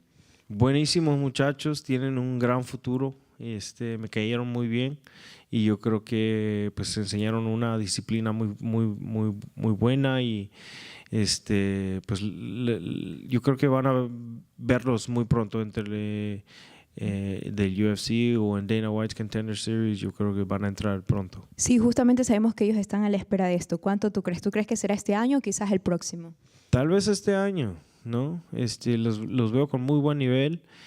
Todos los muchachos y las muchachas allá entrenando en el Peña en México escogieron un buen bonche de muchachos porque todos, la mayoría los veo con un muy buen futuro. Muchas gracias, Kelvin. Gracias. Thank you. Kelvin, cuando hablamos en México, de cara a el mismo combate, la narrativa giraba más en el entorno de juventud contra experiencia. Habías hablado de, no entiendes por qué te perciben de esa manera. Sin embargo, de cara a esta reprogramación del combate, la narrativa ha cambiado, ¿no? ¿Sientes algún tipo de presión extra de ganar este combate luego de las expresiones de él? Sé que ya lo respondiste en inglés, pero me gustaría que pudieras abundar un poquito más en español. ¿Cuál fue tu percepción luego de sus expresiones y cómo se refirió a México luego de lo que le sucedió? Sí, la verdad es que no me gustó nada los comentarios que hizo. Yo creo que se me hizo una falta de respeto. Verdad, ya después de la pelea que fue cancelada, verdad, no me gustó su carácter. O sea, y no me gustó sus comentarios. Y yo creo que la gente va a esperar que le dé unos coscorrones o dos el día de la pelea y tenlo por seguro que sí se los voy a dar. Él durante toda la promoción ha dicho que quiere ser el primer peleador en noquearte, volviendo más a la narrativa del veterano contra el peleador más joven, ¿no? Cosa que nadie ha hecho. Cuando escuchas estas expresiones, ¿crees que es un error de su parte pensar en el knockout, sabiendo que eres un peleador sumamente duradero y que obviamente muchas personas consideran que eres mucho más completo y la experiencia que posees? Sí, me parece, la forma que él habla me parece un poco bruto, me parece un poco tonto. Yo creo que lo voy a poder enseñar en la pelea, ¿no? Si él trata de buscar de knockout, pues le voy a enseñar otro nivel que no sea enfrentado. Y a nivel personal, obviamente eres un peleador con mucha experiencia, has estado en grandes batallas, una larga carrera. Este tipo de comentarios, este tipo de build-up de cara a una pelea, ¿todavía te afecta a nivel personal o tú haces tu trabajo y no tiene ningún efecto lo que él diga previo a la pelea? La verdad es que no me afecta mucho, pero sí me molestó los comentarios, pero no me afectan tanto. Mi vida va a continuar normalmente y voy a estar bien, pero ¿cuál era la pregunta, perdón? Si te afecta a nivel personal, o sea, si te enciende. No me afecta a nivel personal. Esto es solo trabajo y a la escala mayor, esto es solo mi trabajo y esta pelea significa más que la pelea contra Joe Pyfer. Para mí es algo más grande. Gracias, mucha suerte. Gracias. Good. Thank you.